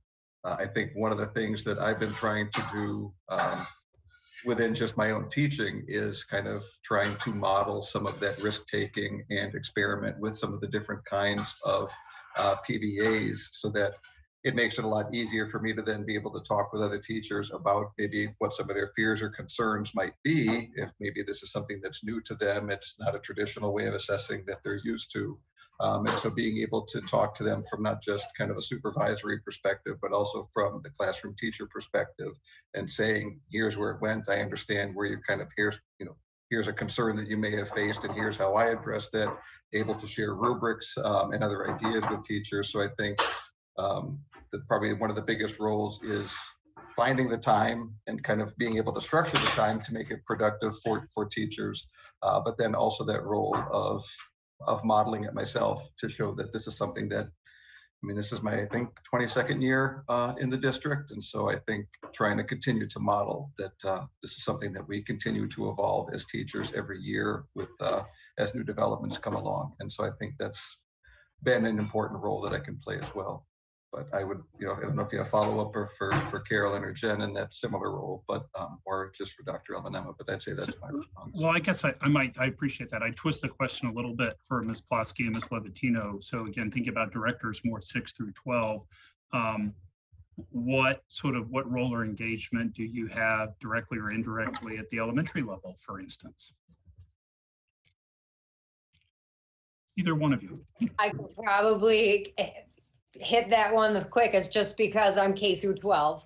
And so I think, like Chris mentioned, providing opportunity for discussion and then also modeling. But I think what's really wonderful about a K through 12 department is, and especially, there are 12 of us. It's easy for us to gather. But we do try to structure, I try to provide opportunity for us to structure moments where we can come together as a department and share best practices, throughout our teaching practice, but assessment has definitely been something that we have talked about. And so, sharing processes, sharing experiments, sharing successes, and hearing, what a secondary teacher does, and then hearing what an elementary teacher does. Number one, you'd be very surprised at how similar, our bags of tricks can be. But also it's a great way for us to learn from one another. And also, there are definitely times when it's very beneficial to break off into grade level groups. So just recently, one of the elementary teachers ran his own workshop focusing on assessment, especially in this digital climate, right, with the virtual learning, because that really turned us on our heads. And so everything we thought we knew about assessment, we didn't anymore. So it's been, this year has been really interesting and has forced us to, so sometimes just circumstance really kind of makes you look at assessment differently. But I do find that coming together as a department to have those conversations has been really beneficial. The only item that I would add to that in the role of a director is being able to facilitate vertical discussions, and that includes all the way from grade 5 through 12. In particular, just adding to what Jen said, when we get together, we get to share what all of the different PBAs are that are going on at each grade level. And it's just inspirational to look at how students are able to show what it is they know and are able to do. And then in addition, just a minor example, last year, we realized that grade 6, 7, and 8 all had a PBA that revolved around social justice. Now, on one hand, the world can't, possibly not benefit from more social justice, yet we were essentially asking students to do the same thing for 3 years in a row. So in the fall, the middle school teachers got together and really parsed those assignments to determine what is it that we really want them to do? How can we differentiate them a little bit? And then how can we build on as a student progresses from grade 6 through 8 so that they're learning more and not repeating the same assignment again. So it's the pleasure of being able to be a director and step back and look at the big picture as the student progresses, what it is that they're doing as they move from grades 5. That's great. Thank you very much. And if I could just give to your question, Chris, just a quick shout out, because truthfully, we could be as passionate as we are about this topic as a district, but without the roles of the coaches and the coordinators at the elementary and then the directors at the secondary, this would just never be able to happen. Like, they have that content expertise.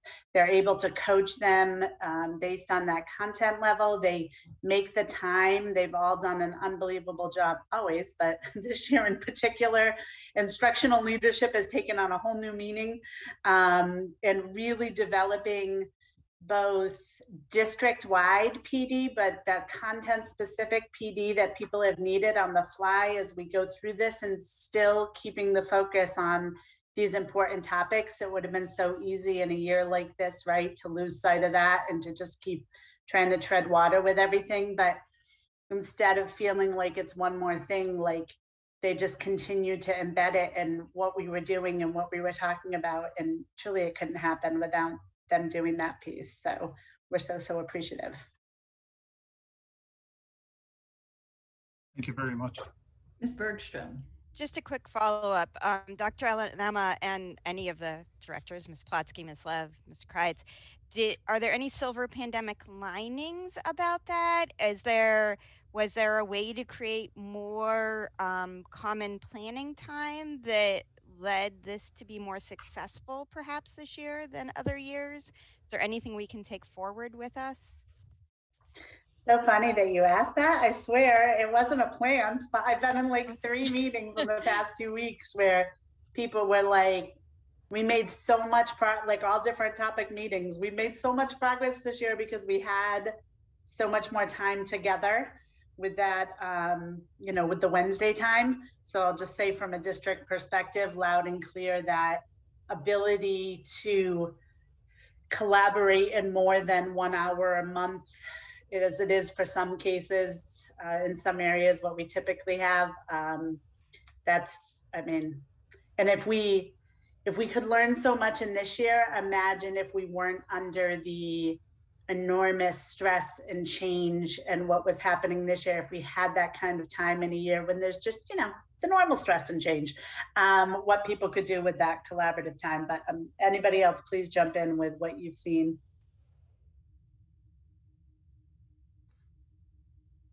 I would just, reiterate the time on Wednesdays, and now there's been a little bit more time, both at the middle school and at the high school, with the kind of the changing over in the schedule. So there has been that opportunity for collaboration and calibration And I think partially, if you even want to think about the silver lining, it's some people, it's more of an attitude that probably can be built off of in the future, is that some people were willing to be more experimental, I think, with their approach, either with assessments themselves. And so even if it wasn't the piloted PBAs, I think people were becoming a little bit more experimental when they thought about the amount of time that they had with their students, the gaps in time that they were going to have from when they saw one cohort in 1 week to the next. And so the kinds of materials that they were experimenting with, the kinds of assignments that they were asking students to complete during some of that time, the way they were assessing, maybe to not want to use class time for a traditional assessment. So there was some more project-based assessment going on. So I think that, for a number of teachers, I won't say all, but I do think a number were kind of finding this was a great opportunity to kind of let go and experiment, because there was so much uncertainty from day to day, month to month. You never really kind of knew what it was going to look like. And so I think that some teachers took that as very freeing to just kind of say, yeah, this is going to be a different year. And so I'm going to try a lot of different things. And one of the things that I know that I'm planning on doing, and I think talking with the other directors are planning on doing too, is kind of spending the month. That kind of goes back to maybe Mr. Nixon's question to the students, is kind of having these reflective discussions at each of the grade levels as far as, okay, what went well this year? What do we want to try to carry forward? What do we, what didn't we get a chance to do that when we look back on it, maybe it was okay. It was something that's a practice that we can let go of, or it's maybe content that we can let go of. So I think all of us are going to try to have some of those kinds of reflections in the month of June with our teachers, to have that collaboration time and have those discussions, so we can, again, take these silver linings and move them forward and make them common practices in next school year. Thank you.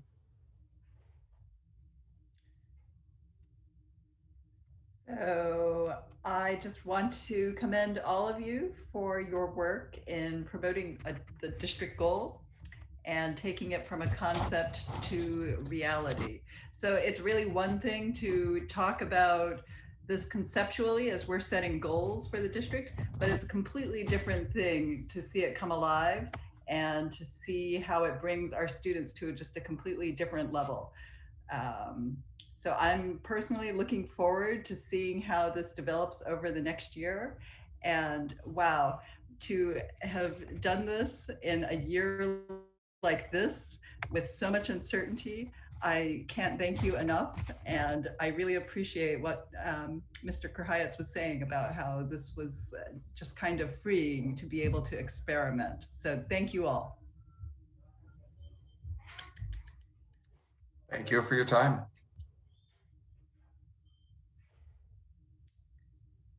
Okay, and so we are at 7:44. Karen, Ms. Bolognese, I'm just going to say, the directors teachers are welcome to stay with us, but I'm going to put you back in our attendees, so you don't have to be right here. I didn't want to kick you out. Say that. Thank you so much. Thank you all. Thank you. And with that, I will transition us to our next update, which is from CPAC, and we will elevate co-chairs Stacy Irizarry and her new co-chair, Victoria Hopcroft.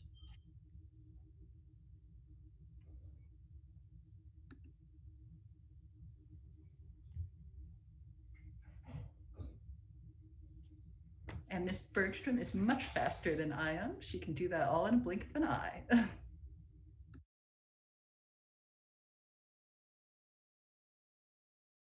We all have our skills. This is why Lori drove the PowerPoint. She's much better at it than I am.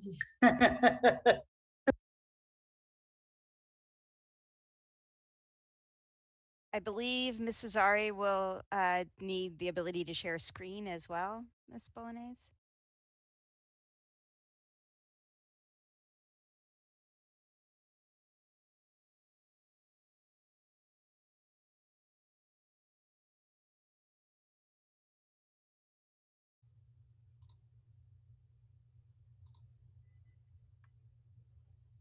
Hi. Hopefully I wasn't muting myself while I said that, but I believe I gave sharing ability to everybody. Great.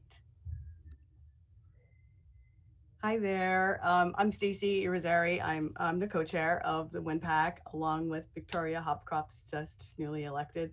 And I just want to thank you for having us. Let's see here. Yeah. So I can see you guys. Okay. WinPAC strives to make meaningful. I'm so sorry. Where's my screen? Oh, here it is. We strive to make meaningful improvement in special education identification and delivery in the Winchester Public Schools. This is not just our mission, it's our duty. It's our mandated duty per state regulation. And we recognize that there are somewhere between 800 or 900 students in the district with disabilities, somewhere between 18 to 20%. Not exactly sure of the number. I'm sure Pam Gerard can give us that number. But WinPAC is here to serve them all. And there are times when certain issues and topics rise to the top of our list of concerns, and we'll focus on those topics for 6 months up to a year.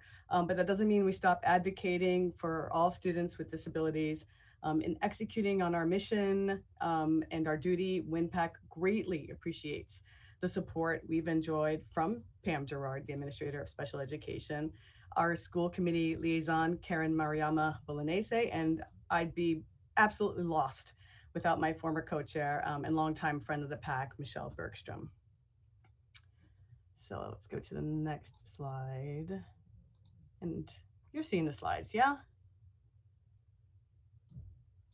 It's not in present mode, Miss Irizarry. We can see your previews too. Okay. See if that oh, but that takes away my notes. So I'm just gonna do it like that, sorry. Okay, so I just wanted to give you an update on what we've been up to for the last 2 years, because it's been some time since we've been to the school committee. Last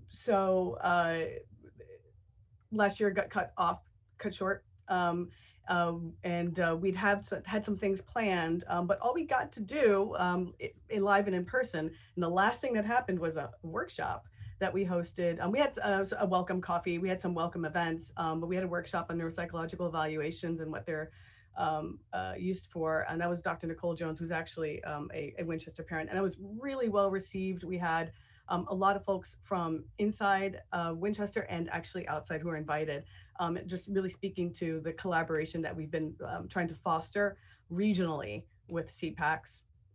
And then we ended up hosting a seminar on reading challenges presented by Nancy Duggan, the Executive Director of Decoding Dyslexia. And that ended up being virtual. It was supposed to be live, but we ended up being able to do that virtually. And I think I will turn it over to my co-chair, Victoria. Sure. Hello. It's nice to see a lot of familiar faces here. I just wanted to highlight one of the programs that we just did last week when I just joined on the board. So last week, WinPAC hosted a forum to discuss executive functioning support at the middle school and high school with Principal Lynn, Principal Mahoney, and joined by Christopher Campbell and Matt James from the high school, just to share what they're doing at the high school and at McCall at the middle school to support executive functioning, primarily focused on special education, but there's a lot of certainly takeaways that are relevant to the whole student population, also probably to elementary school. But so the discussion there included, it was a small but engaged group, I'll say. We had about 20 participants and a lot of great questions. Went beyond the hour. And so some good conversation about what executive functioning looks like, how parents can support developing these skills at home, focus on encouraging students to advocate for themselves and develop these skills to become more independent.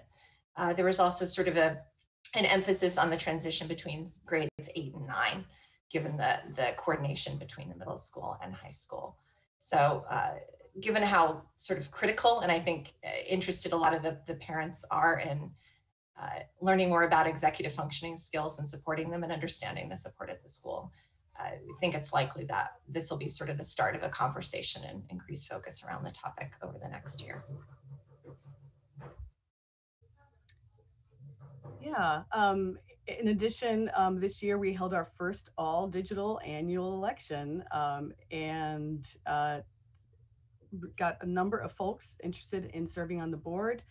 And here they are. So my co-chair, Victoria Hopcroft. We've got communications co-chairs, Roseanne Sauer and Sig Hoffman.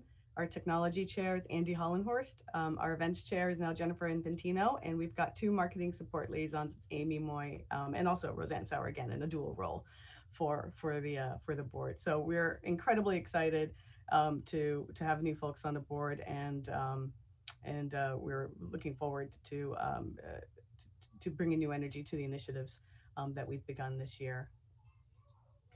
So with respect to our advisory and advocacy role, we have continued throughout the last 2 years to hold regular monthly meetings as a board with our school committee liaison and the administrator of special education. And these have been just incredibly useful to continue to bring data and trends back to the district from what we're hearing, and through various, public and private listening sessions and conversations, and to give our feedback, and then to also get information that we might need to disperse to our population. So one big kind of element of advocacy was this school reopening. We hosted a forum with Pam Gerard, numerous public and private listening sessions with families, meetings with district staff, and it culminated in a publication of an advisory letter from WinPAC to the district regarding our feedback, concerns, and expectations regarding special education and school reopening. And I understand that that was well received. Based on our members' concerns, we did study the issue of literacy and special education, and we held numerous public and private listening sessions with families, meetings with district staff, and consulted both with academic and professional experts. And that also culminated in publication of an advisory letter from WinPAC to the district regarding our immediate and long-term recommendations.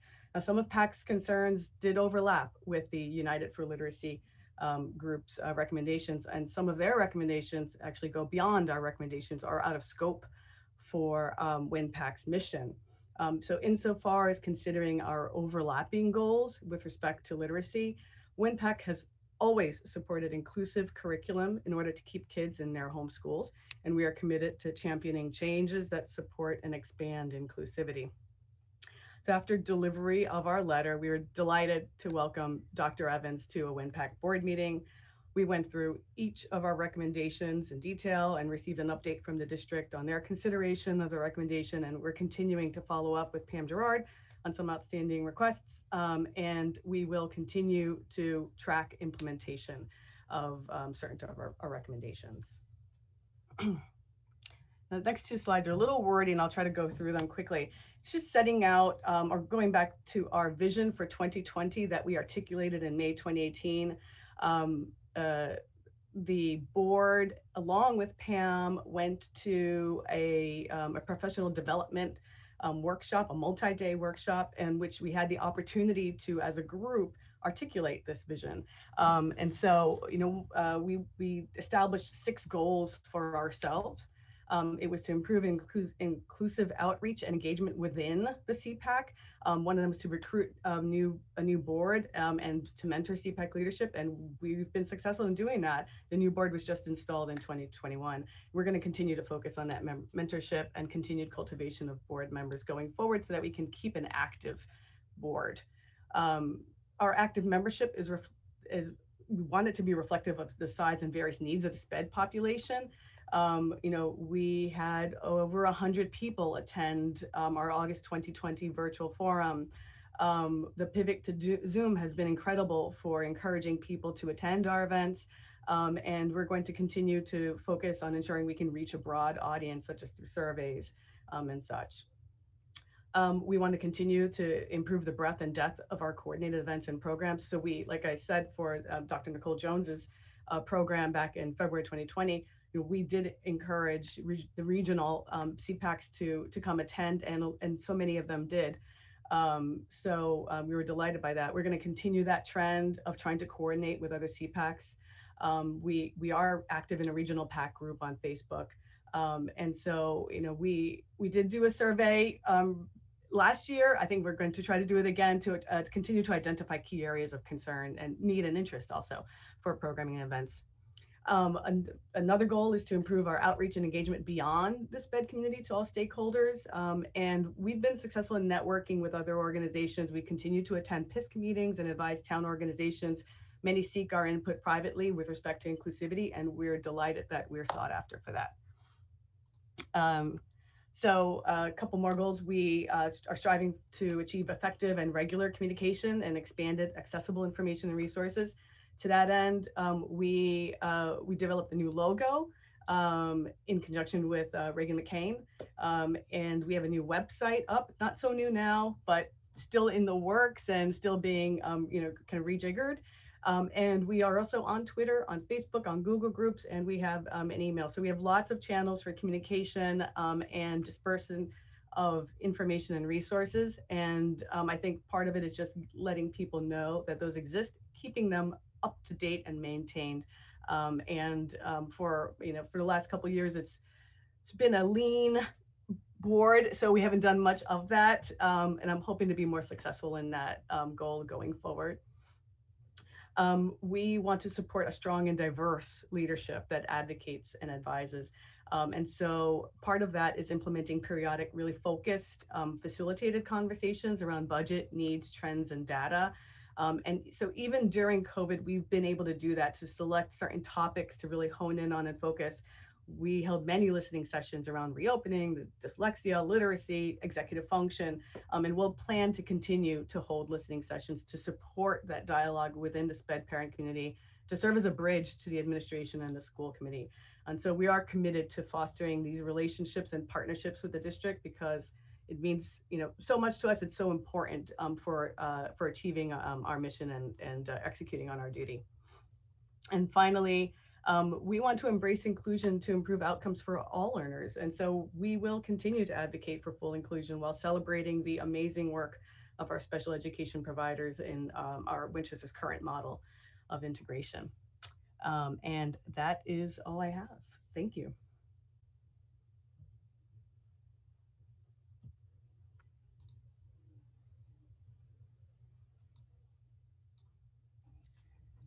Do we have any questions from school committee members or comments? Mr. Brady. I just wanted to thank you both for what you're doing and your advocacy.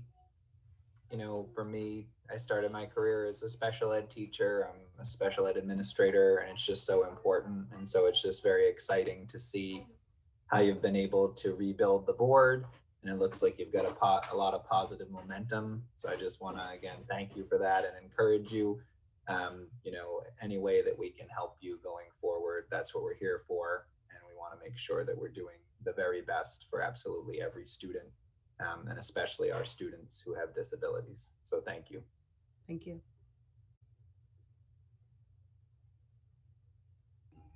Mr. Hopcroft. I was just going to echo Seamus's remarks and say that, I understand, for the special ed community in particular, it's often harder to get a voice and attend different forums. There's a lot of stuff going on in the family. And so, I guess I'm saying maybe more to the people who may be listening or who watch this down the road, that that WinPAC is it is a mechanism, and probably one of the more appropriate mechanisms, to come to, certainly Pam Gerard and school committee as well, but I encourage people to come together with other parents and work through the PAC, and through that, bring different policy positions or whatnot to us, because I think it's a really important role, and I'm really excited to see that it's getting new energy in the organization. So thanks. Thank you.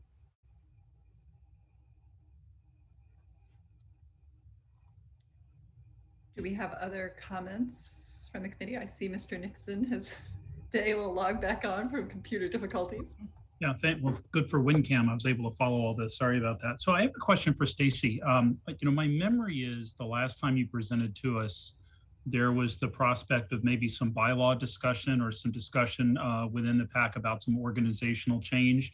I wonder if you can, so I was listening intently. I'm not sure I heard that in your presentation tonight. And certainly to some extent, you know, your existence is already prescribed by law anyway. But I was eager to know more about where that conversation is going. Are you still looking at making some more sort of formal organizational change within the PAC, and what might that look like? It's a good question, and I will invite Michelle, actually, who really helped rewrite some of the bylaws, to chime in, you know, as needed. The issue was, you know, a number of years ago, that we were never able to achieve quorum because we had too many board members, actually. And so, you know, during the time when we were only getting a couple of people attending meetings, you know, we had difficulty actually in abiding by like open meeting law regulations. So we reduced the board size to 3 to be able to more easily achieve quorum. And Michelle, I'll let you chime in if you have anything else to add on that. That was a while ago now, but I believe that the PAC board at the time looked at some of the bylaws, Mr. Nixon, of some of the local PAC communities, and also reached out to some of them to see how we could streamline our bylaws and sort of update them, because that had never been done. At the time, the Concord CPAC was doing a lot of work in that area too, and we looked at a lot of the work that they had done. And as Ms. Arizari said, a lot of what we changed was mostly of just around the structure of the formal board. So our board meetings always have been open to any of our members that want to attend them. So it was mostly around being able to follow open meeting law, get notes for the meetings, and be able to make sure we were achieving quorum moving forward. Got it. Okay, thanks for the clarification. I appreciate it. Thank you.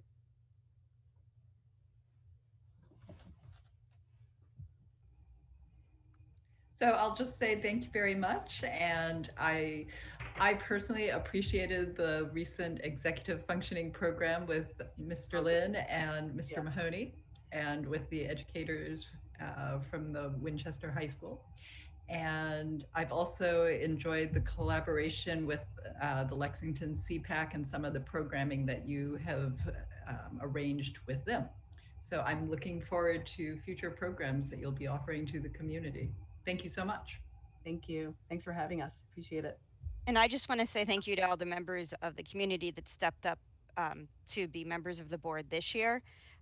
It's nice to see some familiar faces, and it's nice to see some new people that have become engaged. And I hope that you create your own vision moving forward, and can do some great things within the community, and just even letting parents know by presenting tonight that CPAC is there for them.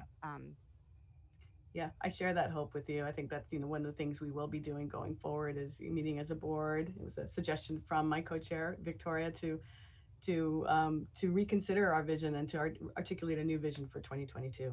So we'll be doing that coming up. Yeah. Great. Terrific.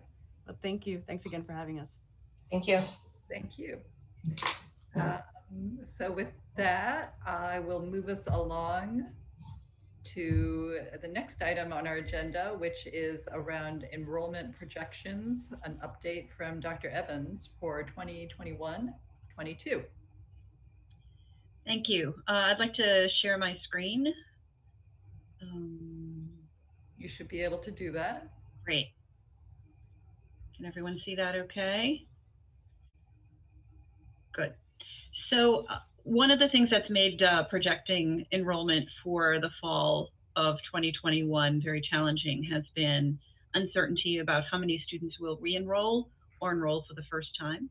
And this, as a summary of the work that we've done, I think is worth just taking a quick look at. So at the top part of the screen, you can see that we have the historical enrollment, the October 1st enrollment for the years 2000 through 2020. And you can see how the district has grown from 2001 until this year, when we saw a dip in enrollment, primarily caused by the pandemic, resulting in some families choosing homeschool or private schools or deferring enrollment of kindergartners into our district. But pretty typically, we've been somewhere in the range of 4,500 in 2015 to a high of 4,617 in 2019, 2020. So taking a look at our typical measuring tool, we would use what's called a cohort survival method, which is to take the previous year's class and look at either the 1 year, 3 year, 5 year, or 10 year cohort survival rate. You can see that there have been, in recent years, some changes in patterns where typically several years ago, students would, we'd see a drop off when students went to high school, as more incoming ninth graders would choose private school or vocational school. And at some grade levels in the high school, we're seeing more than 100% retention from the previous grade, which means more students are enrolling in middle school or high school, moving to Winchester in order to attend middle school or high school, moving to town, and increasing numbers there. We also see that at most grade levels, we retain the previous year's students and maybe add a few. And so where we see 100 or 101%, 102%, that's where we see the increase. The biggest increase overall has typically been the kindergarten to first grade increase. And some of this, I think, in past years was a product of having not having a tuition-free full-day kindergarten program. Some of it is, and so that results in and has resulted in some students going to private kindergarten, some for daycare purposes, and then we have more students joining us in first grade. So when we look ahead at the fall of 2021, we have to take into consideration a couple of things. The COVID-19 returning students, these are the students who were with us, intended to be enrolled, but then withdrew during the school year, the current school year. If you add those to the projections, you can see that it would bump up some of these numbers pretty significantly. We had some uncertainty about whether our first grade would be larger than typical or our kindergarten would be larger than typical. After completing the registration process, the line that says Reg 429, meaning as of April 29th, who was actually registered, reflects two things. One is that many of the students who would typically have come to us in kindergarten this year are not repeating kindergarten for the fall, but in fact are enrolling in first grade.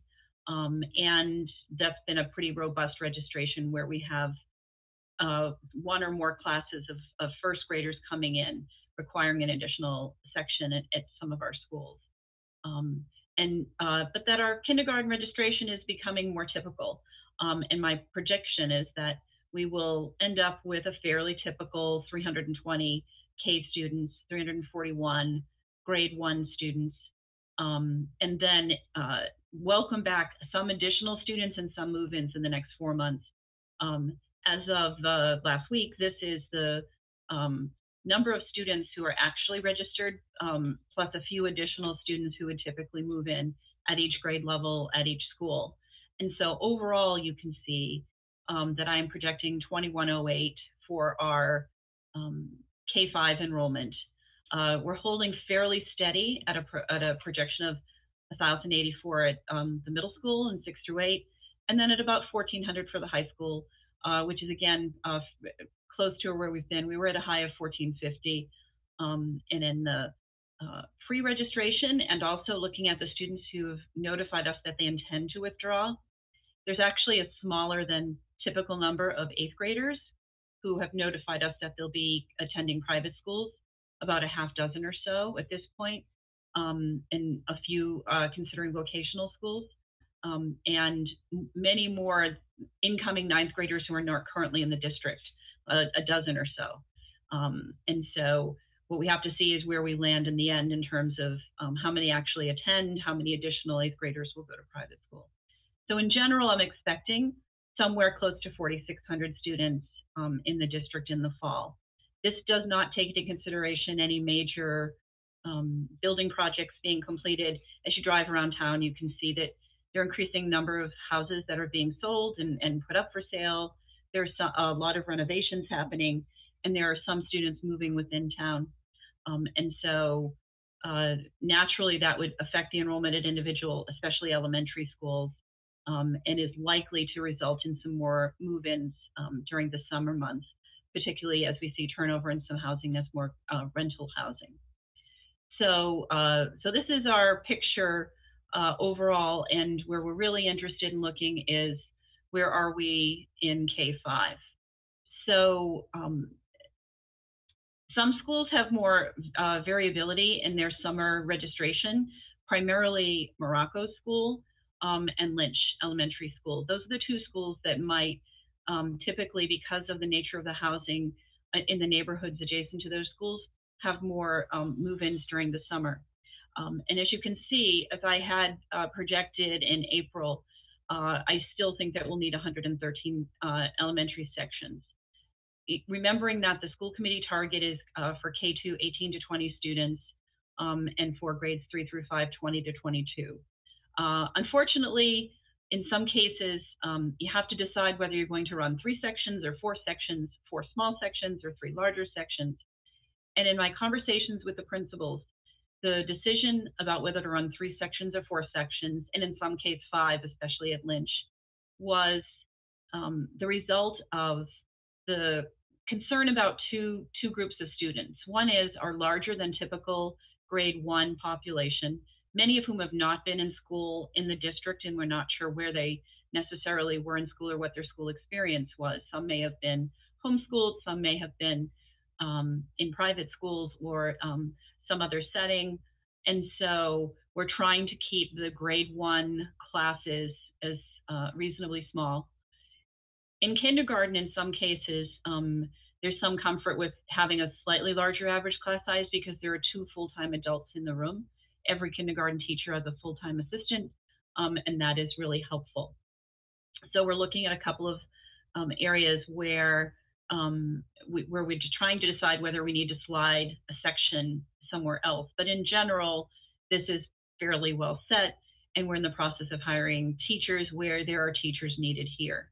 The other thing that has an impact on programming, say at Vincent Owen School, is that we are adding an additional section of the language-based program for students with language-based learning disabilities that will result in some transfer or influx of students. And those students are all also included in regular education classroom settings. And so we're trying to keep the numbers reasonable at Vincent Owen. So at Vincent Owen, we'll have 22 sections, as will Lincoln. Ambrose will have 20 and Morocco 20. Lynch is the surprise at 29. And the move that required the movement of those preschool students to Parkhurst to make room because there are only 26 available classroom spaces for students at Lynch. The other school we're really watching closely where we're pushing up against numbers at a couple of grade levels. Again, this includes 3 or 4 students who are not pre-registered, but we might expect to have join us. We are completely out of classroom spaces at Lincoln except for the music room, which could be converted to a classroom and has been used as a classroom. The first grade numbers we're keeping small because one of the classrooms that we're using for first grade is a small classroom and can only accommodate a smaller number of students. And so, as I've said, I think in the past to the school committee, we are concerned about overcrowding at Lincoln. It seems to be an area where there is often an influx of move-ins and families with multiple children. And we are a public school district. We take all comers and we like to assign them to their neighborhood schools whenever possible. So this is where we've landed. This is my projection, and we'll continue to keep a close eye on it in the coming months. Remembering that there are several months before school opens, and we're likely to see additional move-ins and some move-outs, as is typical in a district our size with over 2,000 elementary students. So there are the figures, and I'd be happy to answer any questions or give you additional information should you require it.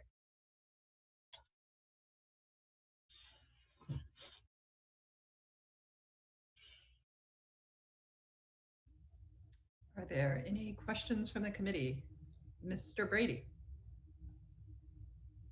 Dr. Evans, I just want to thank you for your excellent work on this. I know how difficult these predictions can be, and I think you've done a great job. And just as a school committee member, I would say to our greater community, if you have neighbors who have not registered their children, please encourage them to do so. The earlier they register, the better we can plan and the better for everyone.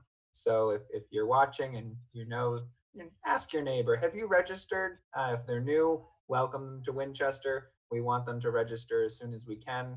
That helps Dr. Evans and her team plan. So I would just implore you to help and work together and spread the word, because people don't necessarily understand that. If you're not working in education, if you don't have experience, you move to town and you say, oh, I can sign my kids up in August, and you certainly can. But if you sign them up now, if you sign them up as soon as you're able, it really helps us with the planning. And so I would just encourage everyone to do that. Thank you. Any more comments from the committee? It is now 8:17 p.m. and I will move us on to the capital projects update from Mr. Nixon.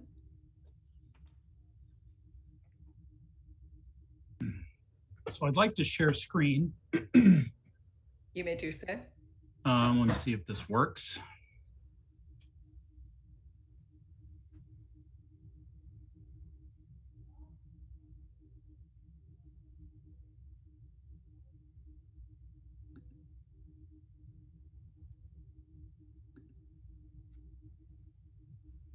How's that? All clear. Good. Let me grab my notes. So lots of slides here, but I'm going to ask you all to refer to the memo that was in your packet. What I'd like to do, if you'll indulge me, is I'm going to run through school building projects first and then on to school capital, since that's kind of how I put it together in the memo. We've got one agenda item following the other. And I'm going to ask Ms. Whittemore to jump in on anything, if there are any blanks she wants to fill in, and in particular share some detail when it comes to Parkhurst. So let me just speak real quickly then on school building projects. A lot to talk about tonight. At Morocco, I just want to again thank town meeting for their funding last year for the sink cabinet replacement at the school. We were able to replace, these are the original 1966 steel cabinets. They were rusted and rotted out, failing plumbing fixtures. And thanks to capital planning and town meeting, we were actually able to remove these at the sort of the north end of the school, where our kindergarten and first grade classrooms got about a third of the classrooms updated with some new casework. And what we were particularly happy about, there's Miss West approving of the work. In our kindergarten classrooms, we always had 2 sinks for our youngest learners, but in first grade we had 1. And hand washing, of course, is a big deal, especially these days. And for our first graders, hand washing is something they do to the tune of the ABC song, and it takes a while. And we discovered that in some classrooms, students were actually missing out on a little bit of math instruction because it was taking so long for the kids to wash their hands for lunch. So we were actually able, in this image on the right, we were able to pull out those single units and put in double basin hand washing sinks. Kindergarten there on the left, where we have more room, less room on the right for first grade. So we're very appreciative of that. And then, of course, we're also very pleased that ballot question 1 passed, and that with the support of town meeting, we've allocated about $3.6 million for Morocco's life extension plan. That's primarily for the repair and replacement of elements of the roof and the primary electrical switchgear in the building. It also does include a little bit of plumbing work that's associated with that. And as you know from town meeting, the capital planning committee did include in the article the replacement of the 3 condensing boilers. These are these kind of chrome units you see on the right that were installed in 2010. And we continue to have unreliable heat from these things. So the good news is, I just want to throw up this image. We're not talking about any kind of major gut renovation with respect to the boilers. These will simply be removed from their pads, new units go in. There will be some design work in terms of providing new flues and so forth, connecting up new controls, but should not be a very complicated process. And again, we're comfortable with the allocation from town meeting. We'll be able to do this. And the plan with respect to timing for the boilers, some engineering design work does need to be done first. These will not be installed by the start of school, but we don't need them until the heating season starts. So our internal goal is more like October, mid-October, October 15th, something along those lines. I had a comment in my memo about McCall's expansion, and I hope that someday, maybe in the fall, we can really celebrate this. This was the top priority that came out of the 2017 master plan. Some of you will recall. Phase one was really connecting the library wing with the gymnasium and creating a wonderful outdoor classroom that does see use in the shoulder seasons. But then following that was the much more ambitious $10.5 million expansion of the E-wing. This is a 4-story project. And here's an image. It gives you a sense of some of just the design challenges. I thought this was really very successful. Flansburgh was the architect, and you can see how they came up with a concept that was both respectful to the library edition from '98 on the left and the 2009 E-wing edition on the right. And yet it also kind of does its own thing, both in terms of footprint and kind of the materiality of the brick. But it also mimics some similar design elements. You know, architects who try to copy something that's been there for a while almost always fail. So I was really happy at how this turned out. So what you see here on the top 3 floors, we have 6 classrooms. There's 2 classrooms per floor. 4 of them are general education classrooms, 2 specifically for science. And at the lower level, we've added 2 new team rooms for our expanded athletic for our expanded athletics program. More kids need more classrooms and they need more space for athletics. And we're also now able to provide public toilets for the many events on Manchester Field. What you don't see in the picture is a new teacher break room, a workroom that's been long overdue, as well as an expanded cafeteria. So no interior photos of this, but it's a major, major milestone. And the other good news is this project has been wrapped up and is about $325,000 below budget. So thank you to Dr. Evans, Ms. Whittemore, and the EFPBC for managing this very, very carefully. So that's all good news. I'll pivot to Parkhurst real quick. 2 things to talk about tonight. The elevator and lift project, and then our plans towards renovation for pre-K in the fall. So just a real quick high-level summary. I think many of you are aware, we identified at Parkhurst one of the 2 stairs that was actually not required by code, neither when it was originally built nor by today's code. So we had 2 stairwells on either side of the gym. They were there kind of for convenience, if you will, to have 2 of them instead of 1. So one of those stairs was demolished, and the plan was to install a hydraulic elevator serving both floors. And then to the right, in this oval, you kind of see a box with an X through it. That's a wheelchair lift so that the stage could be made accessible as well. So that's the scope of the project. A tremendous amount of work has been done. All the demolitions complete, the new partitions are in. What you see here on the left is the opening at the lower level into the hoistway there on the right, pardon me, or what you might call an elevator shaft. The elevator cab, neither the cab nor the lift are actually on site or installed yet. They're actually waiting on the new 3-phase power to be brought to the building. There were some delays the committee may remember. I think we discussed a couple of months ago, Eversource needed to put in, I think, a new pole, a transformer. That work has been done, and what we're now trying to do is get actual power to the building. And that's what the contractor is waiting on. Goal, though, of course, is to have this done by the fall. Image there on the right just gives you an idea of all the partition work, the plaster work. That's where the lift will go. So really almost ready. We're just kind of waiting on power. And you get a sense on the exterior of the building, some of the impact necessary when you bring in the power to the building, three-phase power and the control panels that are necessary and so forth. And of course, this is right near an ADA ramp in the lower right-hand corner. So there's some work to be done for that to make that compliant as well. So Ms. Whittemore, I'm going to ask to jump in. Does she have anything she'd like to share about, elevators or lifts, or maybe take a moment and talk about the pre-K work? Well, I think, Mr. Nixon, you covered everything on the elevator and lift. But with 4 classrooms of the pre-K students coming over to Parkhurst, there's been some work that's needed to be done to get us ready for our littlest learners. So we have worked with DPW, and I just want to say that Pete Lawson and Jay Gill have been phenomenal partners, as always, in helping us to get ready for our little learners to come over to us in the fall. So we have had touch-free faucets installed in every restroom in the building, including the upper level that is occupied by central office. We are working to have new partitions put in all the restrooms in the building, lower level and the upper level as well. We are working to do a thorough cleanup of the downstairs. The construction of the elevator and the lift has created a lot more dust, and it's traveled. So we have a company under contract to do a thorough cleaning for us as well. We've done some painting of the restrooms on the lower level, as well as some additional spaces that will be occupied by staff that was not touched during the renovation work we had done as a result of the flood 3 years ago.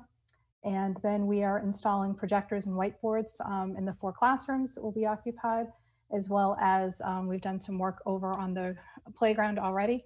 The play structure has had a thorough power washing, and we are working with a fence company to have a fence installed around the play structure and in the playground area. 2 loads of mulch have been delivered, and things are starting to really take shape. We're excited. We just have some work on some windows replacement in the lower level to do, and we're getting there. So I'm confident that we will be ready for everybody to arrive end of August. Did I miss anything, Chris? No, that was great. You're right. There's a lot going on. It's very, very busy. Okay, quick word about Lynch. So I'm very pleased to share that Hill International, I think we had 11 or 13 submissions for OPM, the owner's project manager on the Lynch project. The selection team narrowed it down to 3 firms. They were all outstanding. Any one of them could have done the job ably, but we ultimately selected Hill International. One note that's just sort of a fun trivia fact: the principal in charge of the Hill International team attended Lynch, both as an elementary and junior high school student many, many years ago. Bit of a homecoming for him, I suppose. So it's really an outstanding team. I'm going to ask Ellen to say a word about them in a moment, but my observation was this is a team that was very clear both in their proposal and in the interviews. They work very, very well together. They not just individually, they have a lot of project experience. They have a lot of experience as a team. So this is a high functioning team. And in particular, they really impressed Winchester with their experience and sort of resourcefulness in the field during construction, keeping things moving smoothly and keeping relationships strong between architects, contractors, and owners. Ms. Whittemore or Dr. Evans, anything you want to say about Hill? So I have worked with Hill International in the past. I know Dr. Evans has as well. Meg White, the town project manager, has worked with him as well. We've worked with, I've actually worked with several members of the team that has been assembled for Winchester, Andy Vo, Paul Callis, as well as the day-to-day clerk of the works. And they are a phenomenal group of people with just such a large amount of knowledge and experience, especially with working and partnering with districts on MSBA projects. So I'm confident that they are going to do an outstanding job on the Lynch project for us. Dr. Evans, you had any thoughts on Hill, or shall I move on? I think Ellen covered it. You can move on. Thank you. Okay, school capital projects. McCall Middle School, the facade restoration, masonry deterioration. I'd like to share with you what's going on at the Lincoln Elementary School on the site and an update on where we are with central office relocation. So you all will remember, I think from last year's town meeting, the original McCall building, which dates to 1932, you see here on the left. The main facade, it's a historic facade, and has been deteriorating for some number of years. And we're seeking for a really complete architectural and engineering analysis to understand really the reason why that is, and so that we can have a better understanding about how to fix it. So this is we're calling this not a building project, but a capital project, because we're really kind of in the investigation, design, and engineering stage right now. But you can see the cornices have deteriorated. We've got efflorescence through the walls. We've got some moisture penetration into the walls that has been kind of difficult to manage.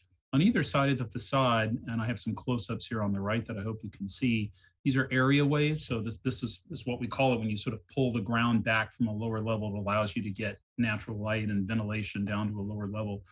So that's a fall hazard. And so we have these precast ornamental balustrades that are up there on the areaway. They also have been deteriorating over time. And my understanding from our early read from the team is that there may be an issue actually with some of the concrete settlement on site, that we may have just stormwater that's getting in there and contributing to some of the deterioration. We are looking forward to a report really in the next couple of weeks. I should have said this at the outset. I'm going very fast through a lot of this tonight, but really trying to begin to set the table for conversations that the committee will actually be having later this summer in July, when we talk about our capital needs and have to come up with priorities that we advance to the capital planning committee. Whatever the recommendation will be at McCall, it will be expensive. But as you can tell, it really is deteriorating, and the speed at which it's deteriorating is accelerating. So we need to address it, and we need to address it properly. So more information to come, but I wanted everybody to be aware that this is ongoing. The team did have they had a lift on site during spring break, and were able to get into all the cracks and crevices and spaces that they needed to, and do some very, very limited demolition and testing. So eager to hear from them soon, and we'll be sharing that with the school committee. So then I'm going to pivot across the street to the Lincoln Elementary School. Just a couple images here I grabbed off Google Maps.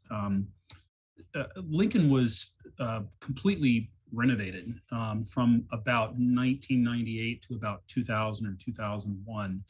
And all of the site work, when we say site work or flat work, what are we talking about? We're talking about the paved walkways, for instance, whether it's concrete or asphalt. That would include the stairs, the risers, the treads, the knee walls, if you will, that act like retaining walls all around the building. And what we discovered once the building had been open for just really a couple of years, is we began to see settlement in many elements of site work. So, and I don't know if you can see my cursor here or not while I'm doing share screen. Probably, oh, Seamus says yes. Good, I'm glad this is working. I did not think this was gonna work. So at the main entrance, we have these large granite treads. They are 8 and 10 feet long. They are really substantial. Really within a couple of years, DPW began to notice that the treads were settling. Cracks were beginning to open up, and they did their best to kind of get in there and seal them up, because we're being in New England, freeze-thaw cycle is not good. That's going to continue to open up. They also noticed here where we have a wheelchair lift on this side of the building. After 3 or 4 years, the concrete was beginning to settle. We began to see water that was ponding. What I describe as knee walls or cheek walls here, this is a set of granite treads and risers. These are poured concrete walls on either side of these stairs. And Mr. Lawson observed, again, very early deterioration of these walls, but a little more concerning, the walls themselves were moving away from the stairs and settling. So there are many examples of this as you work your way around the Lincoln School. And the long story short is we really were able to determine in the past year and a half, that much of this work was simply not properly prepped. This would require a certain amount of excavation, hard pack, really compacting the soil like a sand and a Portland cement before you pour, so that you don't get that kind of differential movement. In some instances, these cheek walls here on the stairs, Mr. Lawson has been able to determine they were literally poured right on top of loom.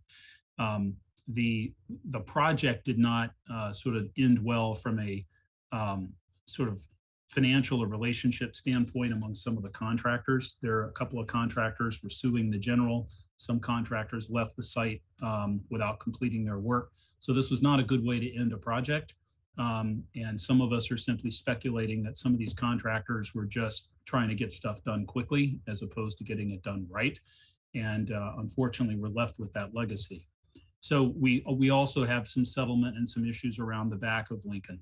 So having shared that history with you, Mr. Lawson has been coming to the school committee and to capital planning now for the past 6 or 7 years with requests of $30,000 or $40,000 at a time to kind of deal with one issue or another. And we kind of felt both as a school committee last year and at the capital planning table that we're kind of throwing money away if we're trying to regrade something or grind something down or reset a stone if we simply have fundamentally improper foundations underneath. So we do have a team of engineers and landscape architects who have evaluated the site. We're expecting a preliminary report in a couple of weeks with a couple of options. What I wanted to share with the committee, and not to sort of belabor this too long, both the school committee and capital planning agreed last year that the goal shouldn't simply be to tear everything out and replace it. If something is failing, it does need to be pulled. But before we replace everything, we should have kind of a sensible evaluation of what we really need here for circulation. So there are many pathways, for instance, that lead you down to Mystic Valley Parkway. And yet there are very, very few spots there on Mystic Valley Parkway. We have some, one might say, some pathways to nowhere and some stairs to kind of to nowhere.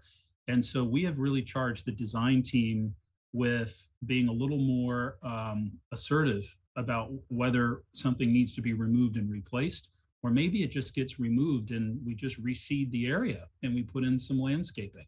And so that's what I'm looking forward to getting back from them soon. So I won't prejudge that, but again, it's important work. It needs to be addressed. And another example of where we have ADA violations, because when you have settlement, you have trip fall hazards and so forth. So that's the history on Lincoln, and we should be getting some information shortly. We'll be discussing that in more detail this summer. So central office relocation, just to remind everybody, Dr. Evans and the team has been at Parkhurst since the Vincent Owen School opened in the fall of 2013. Central office relocated to Parkhurst from Lynch, and that was understood with both the select board and FinCom at the time to be a kind of short to medium term plan, given that no one needs a 980 square foot office, but the space was available. Importantly, by the way, the state restricted our use at Parkhurst. This is why we're putting in the elevator. We can only use one floor of Parkhurst or the other. We may not use both until that elevator is in. So, excuse me, to quote a former chair of the school committee a couple of years ago, what central office really needs is a forever home. So that's a goal of the master plan.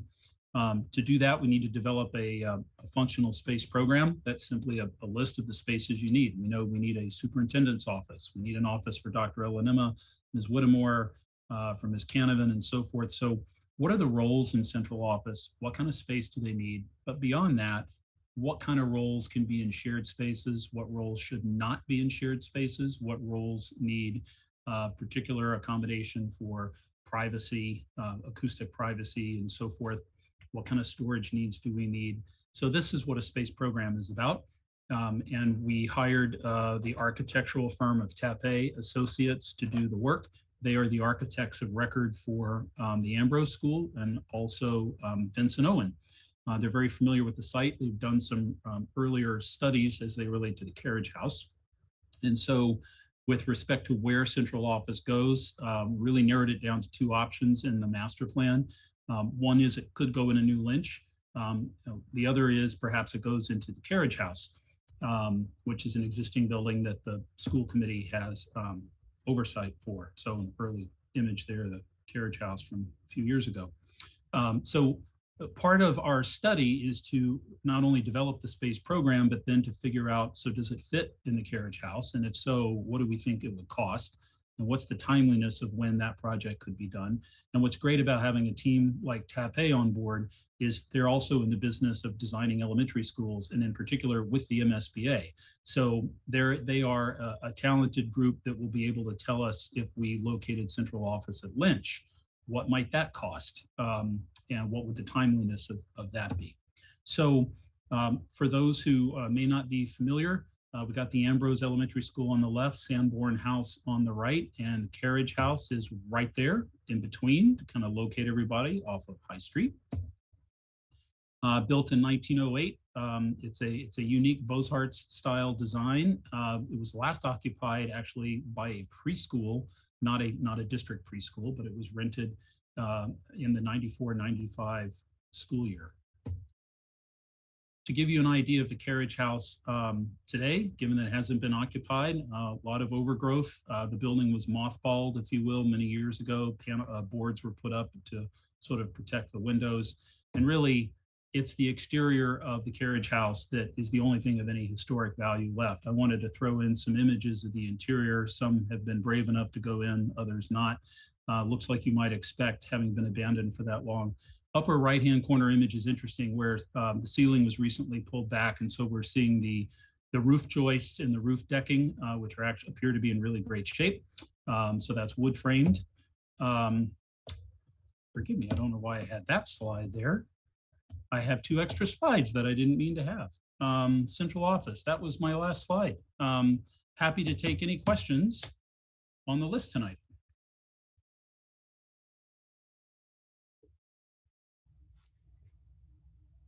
Do we have any questions from school committee members?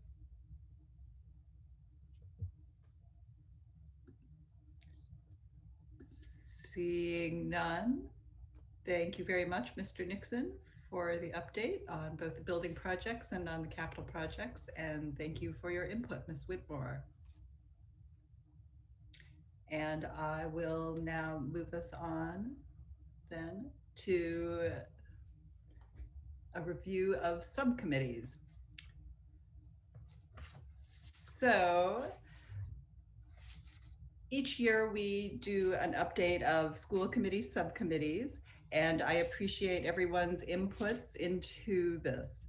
So many of the committees on this list appear on this list every year and are considered good practice of a highly functioning school committee in the district. So our norms and beliefs, as well as our goal setting for the district and for school committee, also help to inform these committees so that we can keep a laser focus on how we want to move forward over the year and how best we can allocate our time. So if you would like to take a look at the list, or if you have any comments on the list, I would welcome them at this point.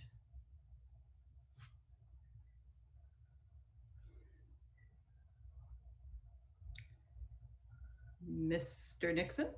I just had a question about office hours. There's a coordination line item on there. It's good to see it. But I don't think we've had any office hours since we reorganized the school committee. Do we have any sort of visions or expectations for how frequently we'd like to get back at doing that?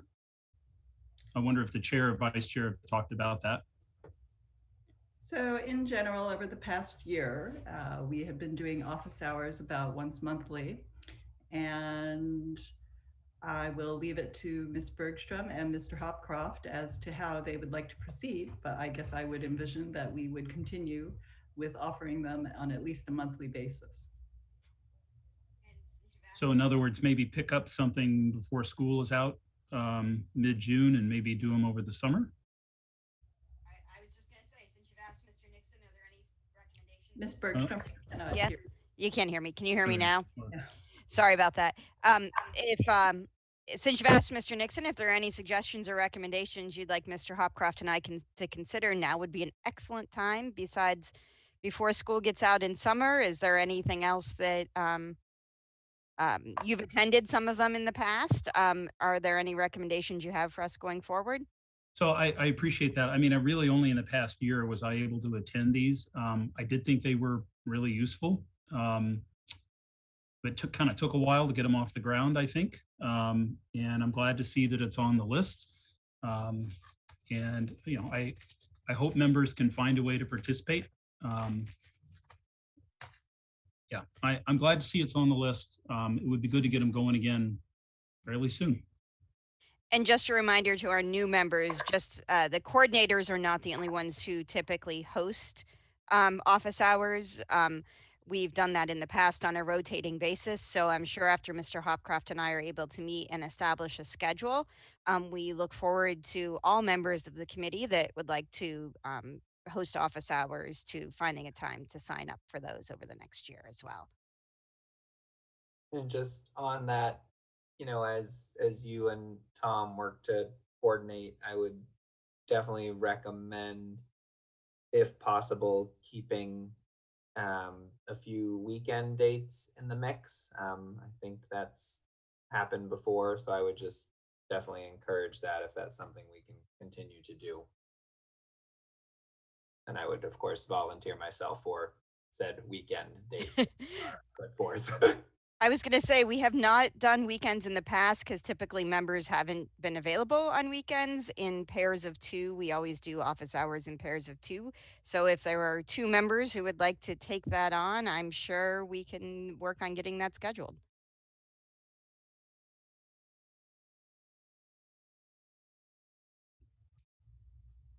Seeing no further comments, it is now 8:47 p.m. and I will move us into action items.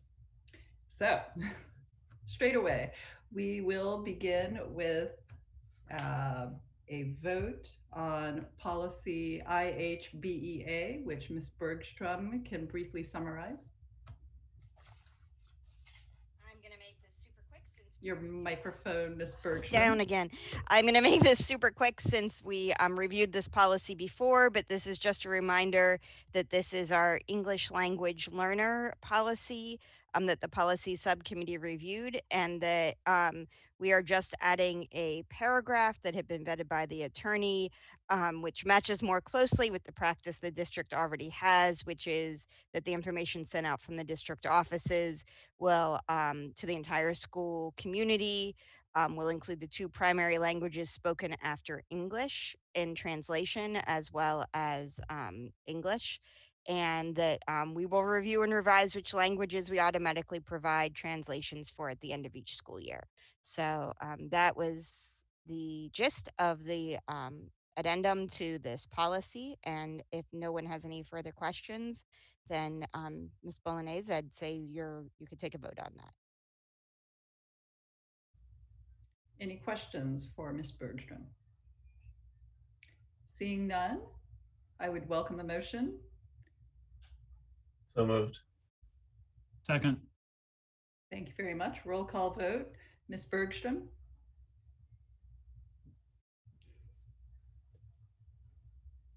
I assume that was that a yay? It was. I don't know if Okay. I'm having so much microphone issue right now. Sorry about that. Okay. Mr. Brady? Aye. Mr. Hopcroft? Aye. Mr. Nixon? Aye. Chair votes aye. The vote is unanimous. Next item, we will vote to appoint a school committee representative to the EFPBC, and Dr. Evans will introduce this. Thank you very much. One of the things I think that I have enjoyed a great deal in my role as superintendent is to play an active role in the EFPBC. I'm assuming that Dr. Hackett will follow the procedure, which is that the superintendent will serve on the building committee and be an active member of the EFPBC. Zena Marchant most recently served as the representative from the school committee, and she's left the school committee. So now school committee needs to appoint someone knowledgeable and willing to work very hard in the coming months. As Mr. Nixon shared, the district has been engaged and continues to engage in a wide variety of building projects, many of which are supported by the EFPBC, and it's a really important role for a school committee member to play. And so I will turn it over to you, to the chair, to take nominations, but it would be important to vote a new member, especially as I am departing in a couple of months. Ms. Bergstrom.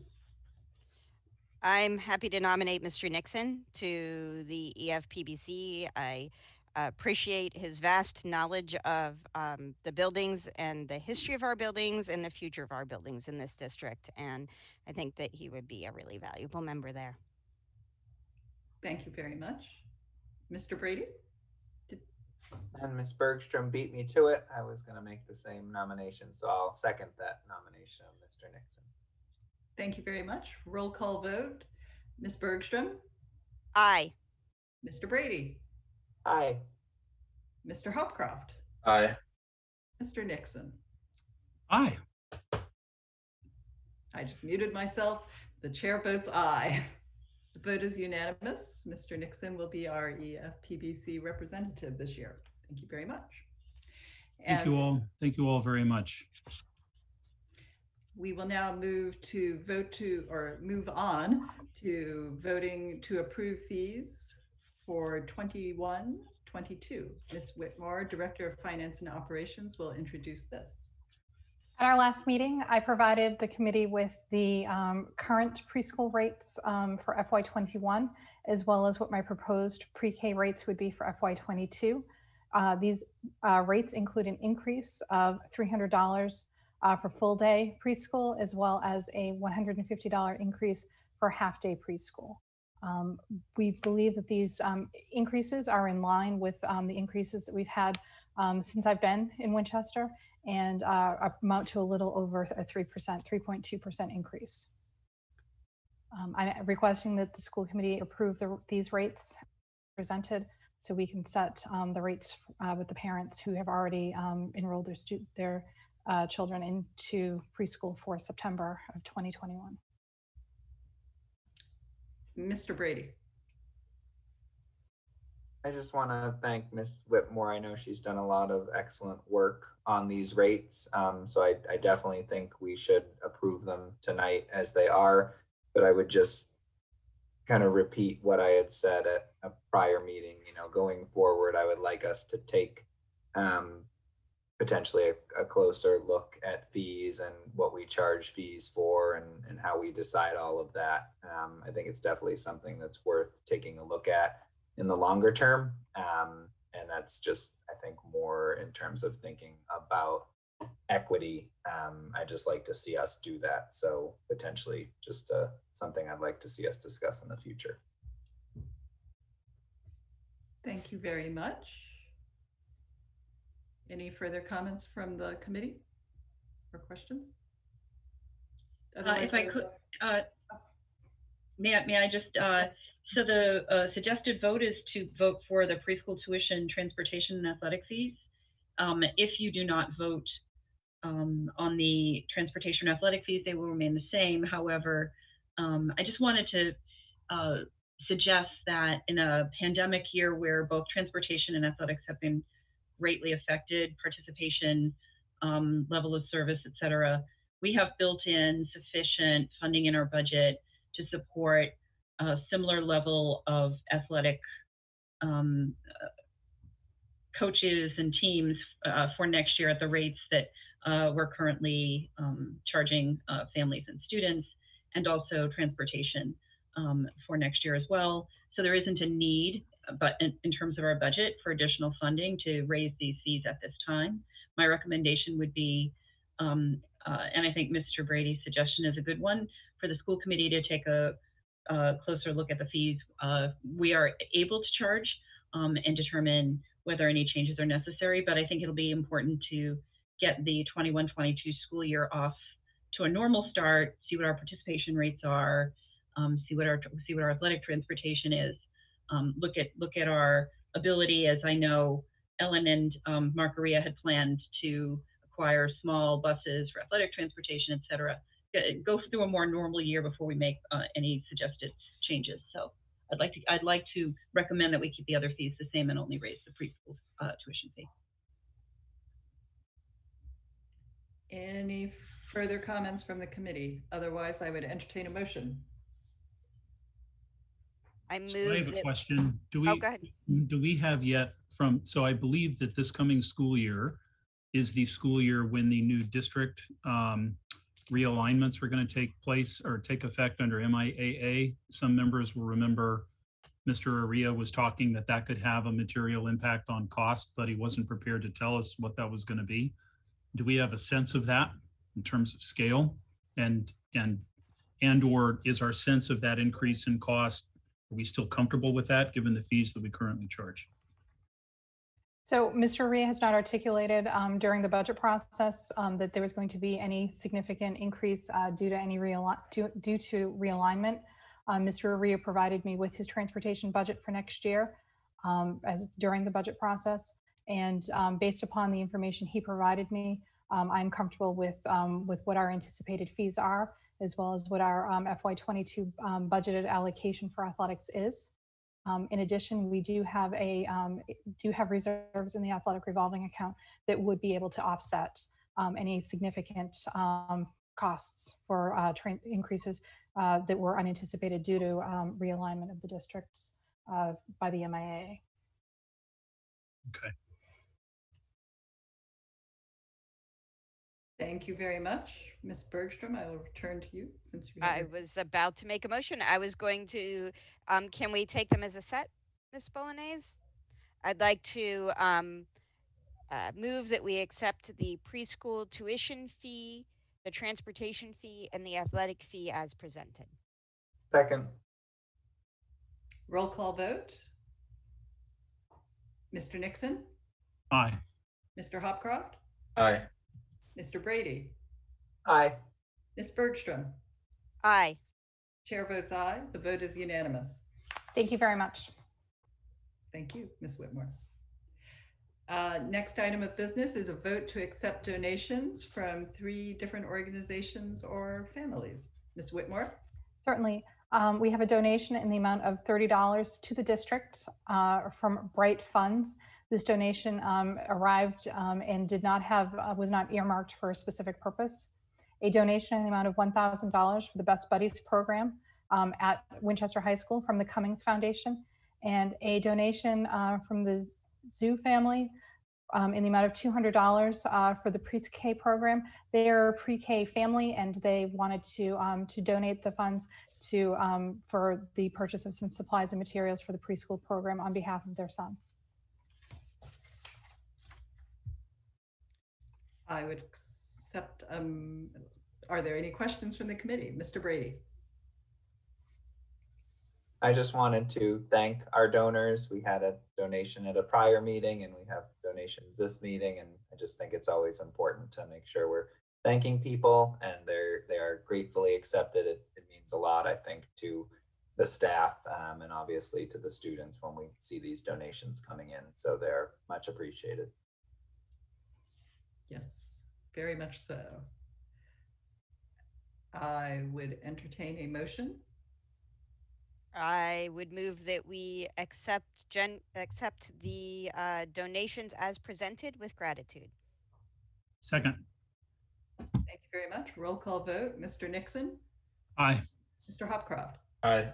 Mr. Brady? Aye. Ms. Bergstrom? Aye. Chair votes aye. The vote is unanimous. Thank you. Thank you very much again to our donors.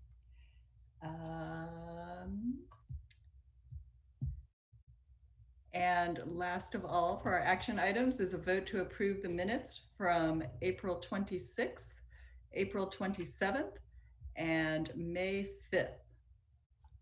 Does anybody have any comments on those minutes, please?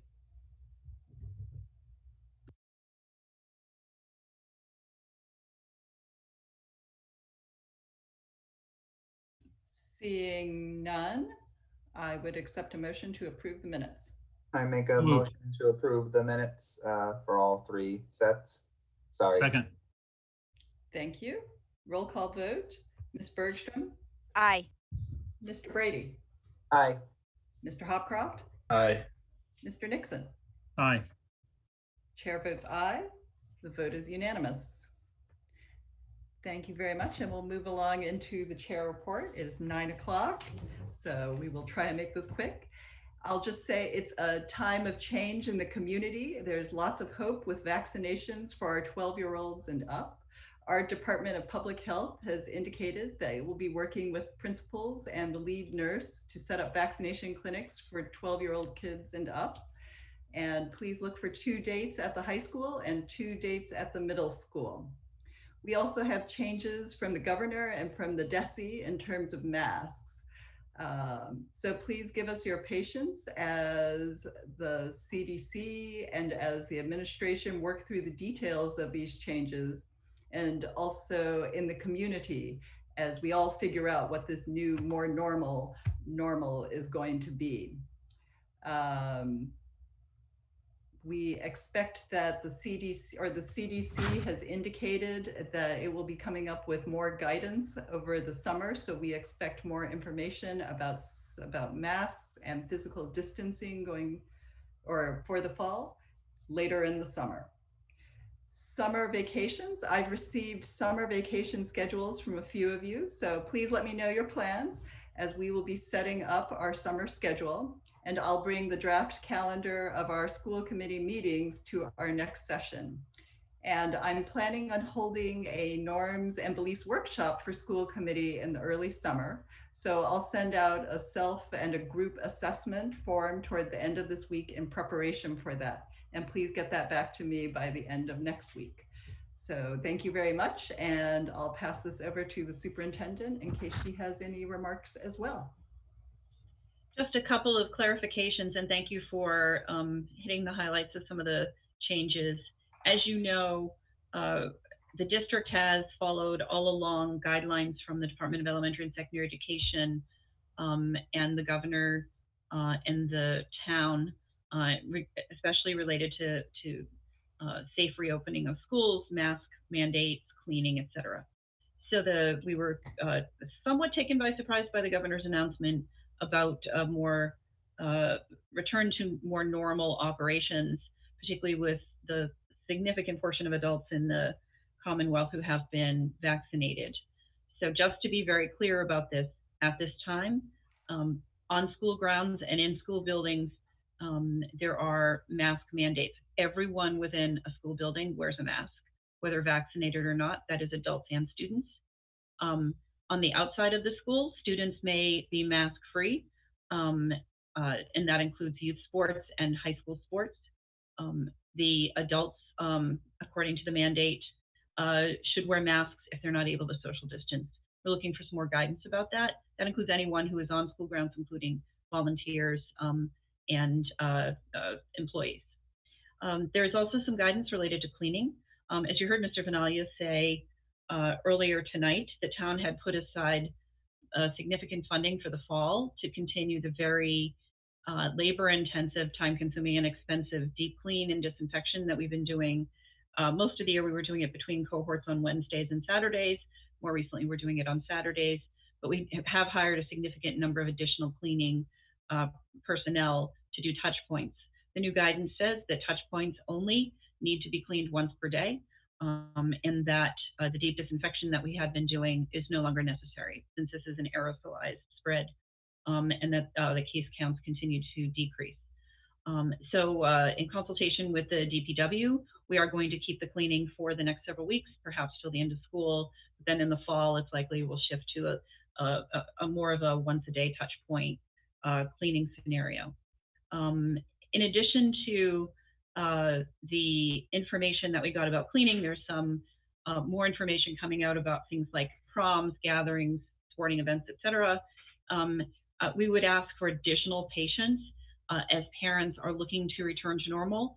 We have to remember that we have a pretty significant number of students at all grade levels who are full remote learners, and we have to be careful not to change our plans for end of the year celebrations to inadvertently include or exclude students who may or may not wish to do so, who are full remote learners for a variety of reasons.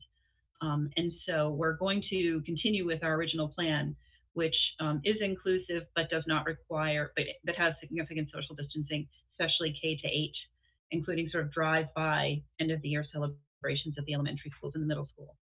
I know many parents will be anxious to go back to normal and have more in-person celebrations, but we're awaiting additional guidance from the state on this, and our inclination, particularly in regards to equity and inclusion for full remote students is to continue with our original plans that were designed to accommodate all learners, regardless of whether they're full in person or full remote.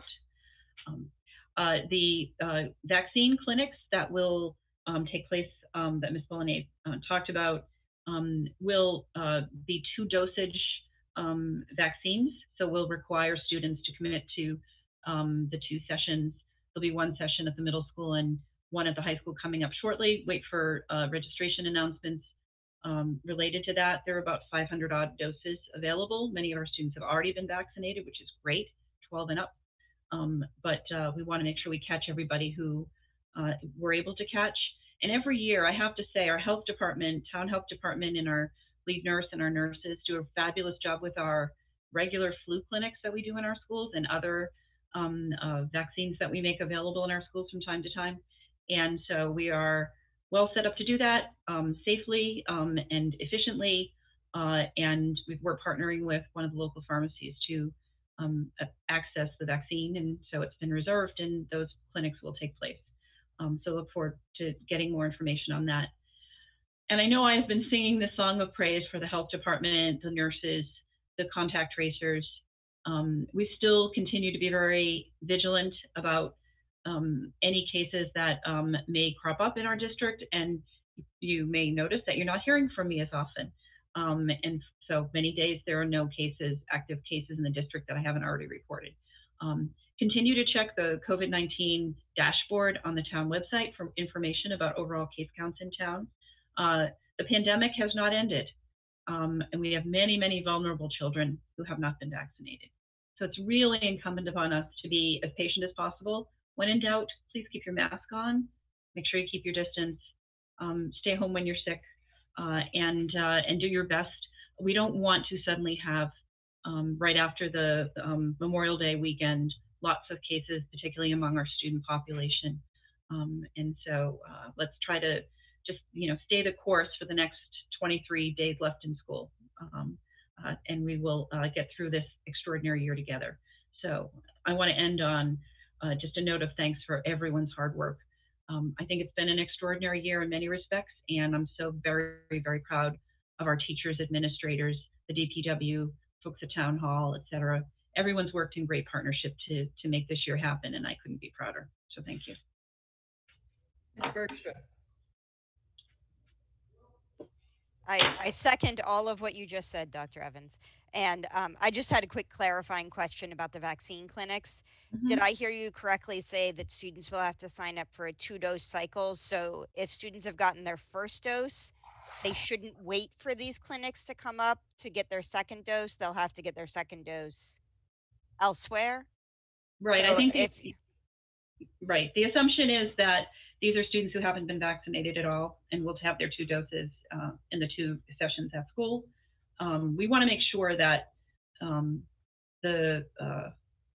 that we save the appropriate number of doses. We don't want to end up with an odd number if someone doesn't participate in both parts of it.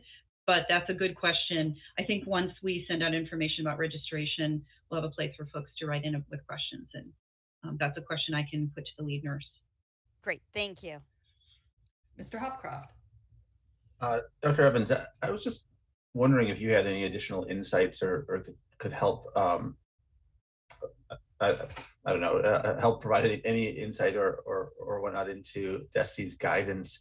It just seems paradoxical to me that our largely vaccinated population needs to wear masks and our largely ineligible to be vaccinated population does not. I didn't know if you had any further insights into what the logic was behind that. Much like they didn't give us a heads up about the initial announcement, we didn't learn why. We too were puzzled by that. And the health department and the lead nurse were investigating their sources to see why that was the guidance around adults wearing masks on school grounds when outdoors when social distance could not be maintained. But I would assume that all along, the assertion that students who could be seated closer together without spread, but that adults should continue to maintain the 6-foot distance might be behind that there's an assumption that adults are more vulnerable to spreading and to more serious illness. And so I'm assuming that's the reasoning behind it, but we'll try to find out more about that. The commissioner has scheduled a call with superintendents tomorrow afternoon. So if I get any more information, I'll let you know. But much about some of the information we get and the timeliness of it has proven to be extremely frustrating to superintendents, as you might imagine. Thanks. Sure. Mr. Nixon. Thank you. So I had two questions. First is very kind of operational summer stuff. Given the change in guidance, do we know yet what impact it's going to have on our district summer programming, whether it's EYP or some of our enrichment stuff or grade expectations? I mean, some of the registrations are out for this with big warnings in yellow that we are space limited because of restrictions. So do we know what impact these changes have yet, or when will we know? Sure. So I'm going to let Jen Ellen Emma, she has been working incredibly hard on particularly the new academic support program, along with our typical EL enrichment, and then Pam obviously working on the EYP program. So Jen, do you want to weigh in on any impact that any of the changes in either masking or cleaning or space use might have on any of our summer programs? Sure. So we haven't definitely gone through the details yet for all the programs, but I can say in general, you know, for instance, with our new program, which is probably our biggest program, our academic support program, we had already built class sizes and capped them at 15 based like educationally on what we wanted to be able to do. So, and you know, probably half of those are remote anyway. We let families and teachers choose which model they preferred. So I think, you know, in the case of that or EL, the programs we've already built around kind of the educational piece, I don't really see any big changes coming. I'm going to need to reach out to grade expectations, and Pam and I haven't connected about, so maybe if Pam sees anything going on with the extended year for special ed, that may have a change.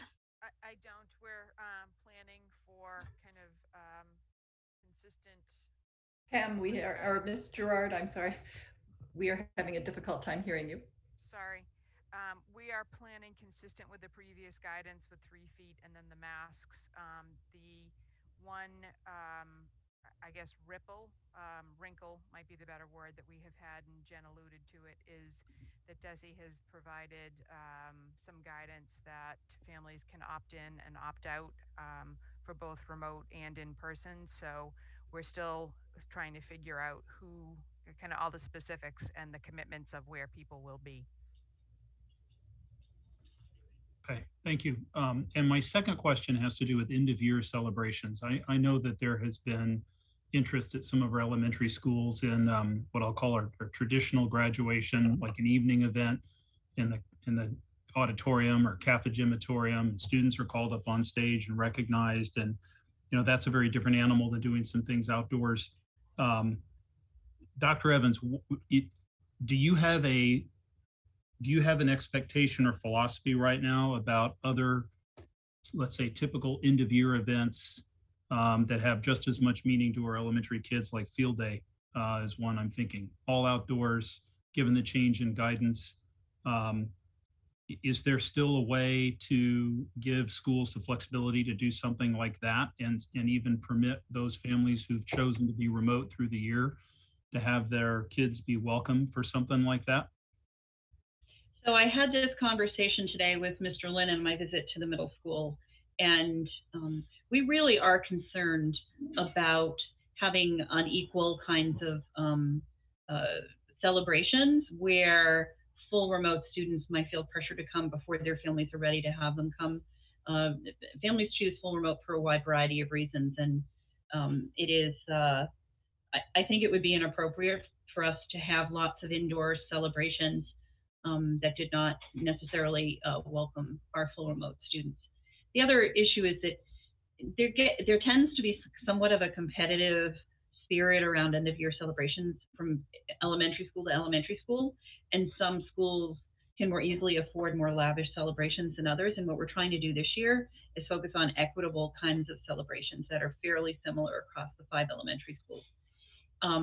And so we really are sticking with our original proposal, which included a drive-by, but also some personalized outdoor kind of activities. The lead nurse and public health are less enthusiastic about field day because there's lots more informal opportunity for people to interact with each other. And we just don't want to have, I know that Fenway Park's going to be full pretty soon, but those are adults who can choose whether or not they're going to be that close to other people at this point. We're just not that comfortable yet with bringing students together who are not in the same cohort in close contact with other students. We just don't know whether that's going to result in a spike in cases, so we're trying to be cautious. So what I've been saying to parents who've been contacting me who want something more elaborate for an end of year celebration is what we're doing for the full remote students is offering an opportunity for teachers to meet with their full remote classes outdoors for an end of the year activity. And for students who are full and in person, they'll all have a similar activity, which is similar to the drive-by that we've done in the past. But they're doing clap outs as well. They're doing some of the traditional things that they have done in the past. And in the middle school, we really are trying to stay away from the more traditional on the field experience, primarily because there are a significant number of 8th graders who are full remote who we don't want to pressure to come in if they don't feel comfortable doing that. And so we don't want to have unequal kinds of celebrations there. So we're going to stick with our original plan of the drive-through end of the year celebration for 8th grade. So that's kind of where we're leaning. And I know that Dennis Mahoney at the high school is facing a lot of hard decisions and conferring with public health around the promenade, graduation. We'll continue to have social distancing at graduation. We're going to try to keep the ceremony fairly brief because it is outdoors on the turf. But at the promenade and the dancing that happens afterwards, we're conferring with public health around whether there's going to be students will be able to dance and interact with each other more than we had planned, and whether they'll need to be masked or not.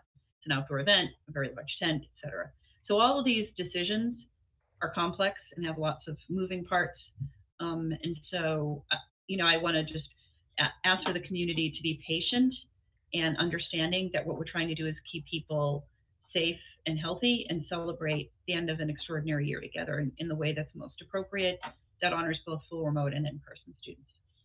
And I appreciate that. And so to recognize the moment ago, you said you've been getting calls from parents on this. So, I mean, typically parents would be calling their principals.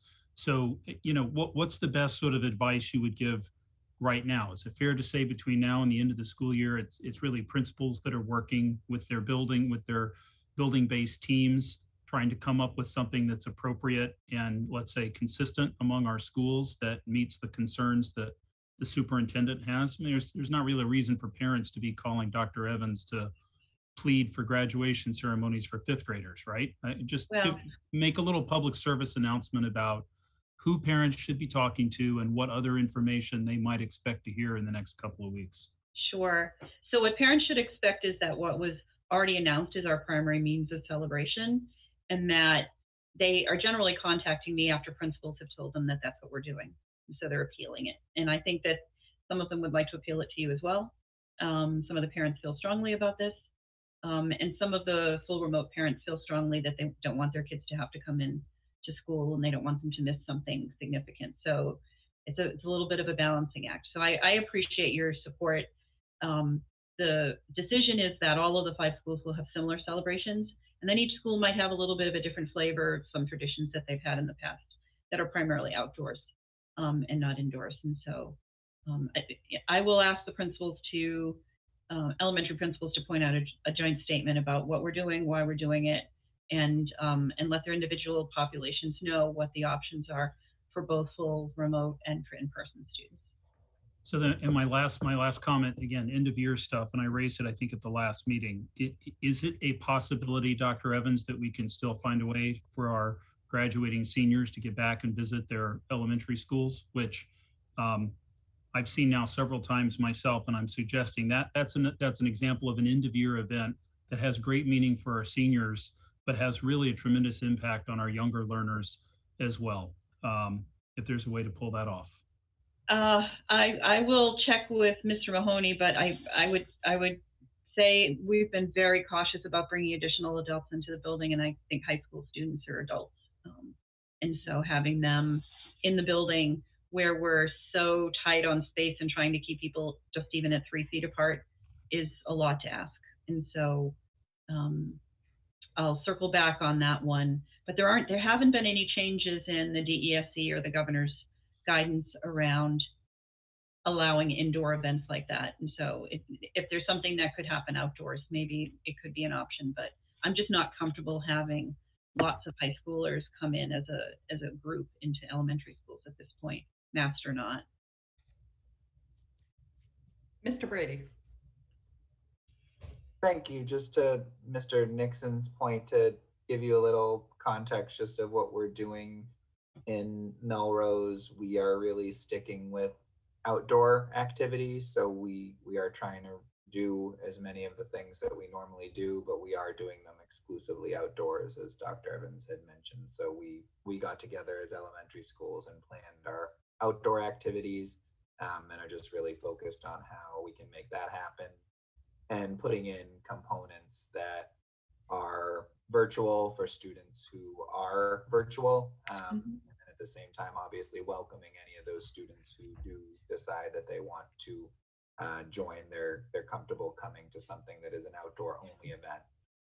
So we're trying to strike that balance as well, just to give some other context.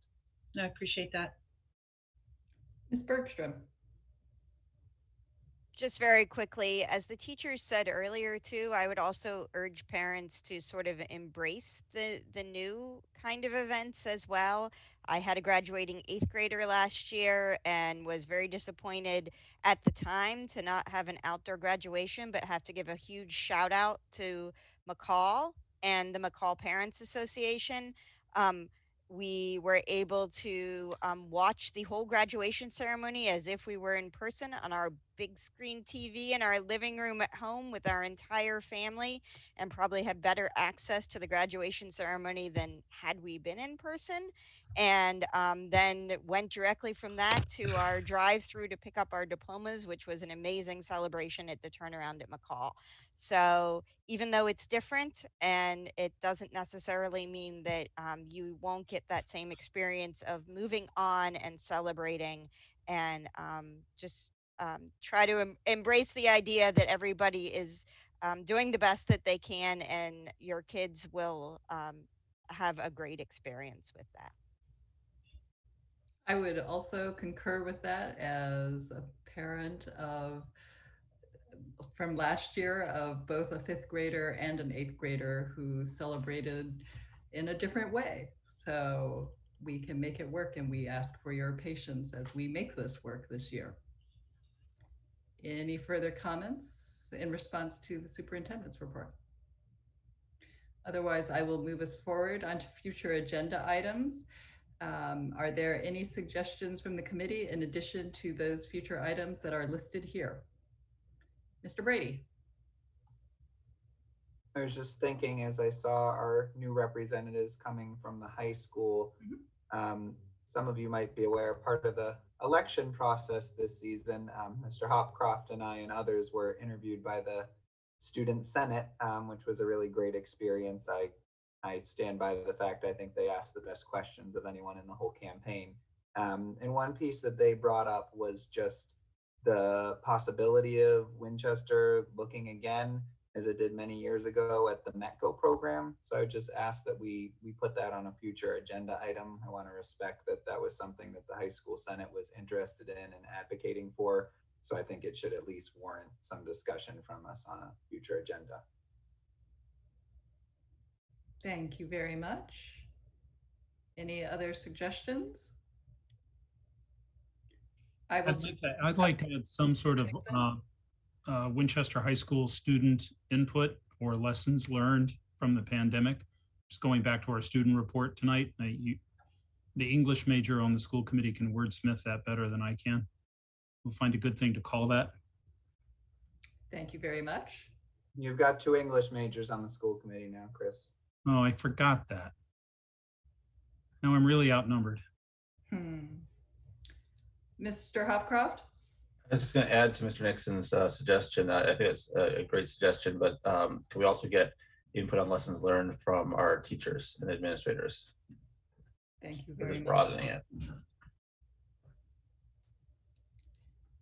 And I will just to add that in general, when I look at our full year calendar of topics, 2 items that come up typically around this time of the year are school improvement plans and a personnel report update. So those may be future topics. Any future or any other comments? Otherwise, I will move us on to next meeting dates. We have a June 1st meeting, which we will be starting at 3 p.m. And then a June 15th meeting starting at 6 p.m. Mr. Brady. Just to comment on that later June meeting, I will be late as I will be at a graduation ceremony for my elementary school. Okay, thank you very much for the heads up. And with that, I would welcome a motion to adjourn at 9:27. So moved. Second. Roll call vote. Ms. Bergstrom? Aye. Mr. Brady? Aye. Mr. Hopcroft? Aye. Mr. Nixon? Aye. Chair votes aye. The vote is unanimous and our meeting is adjourned. And thank you very much to everybody, and we will see you the next time. Thank you. Have a good night, everyone. Night.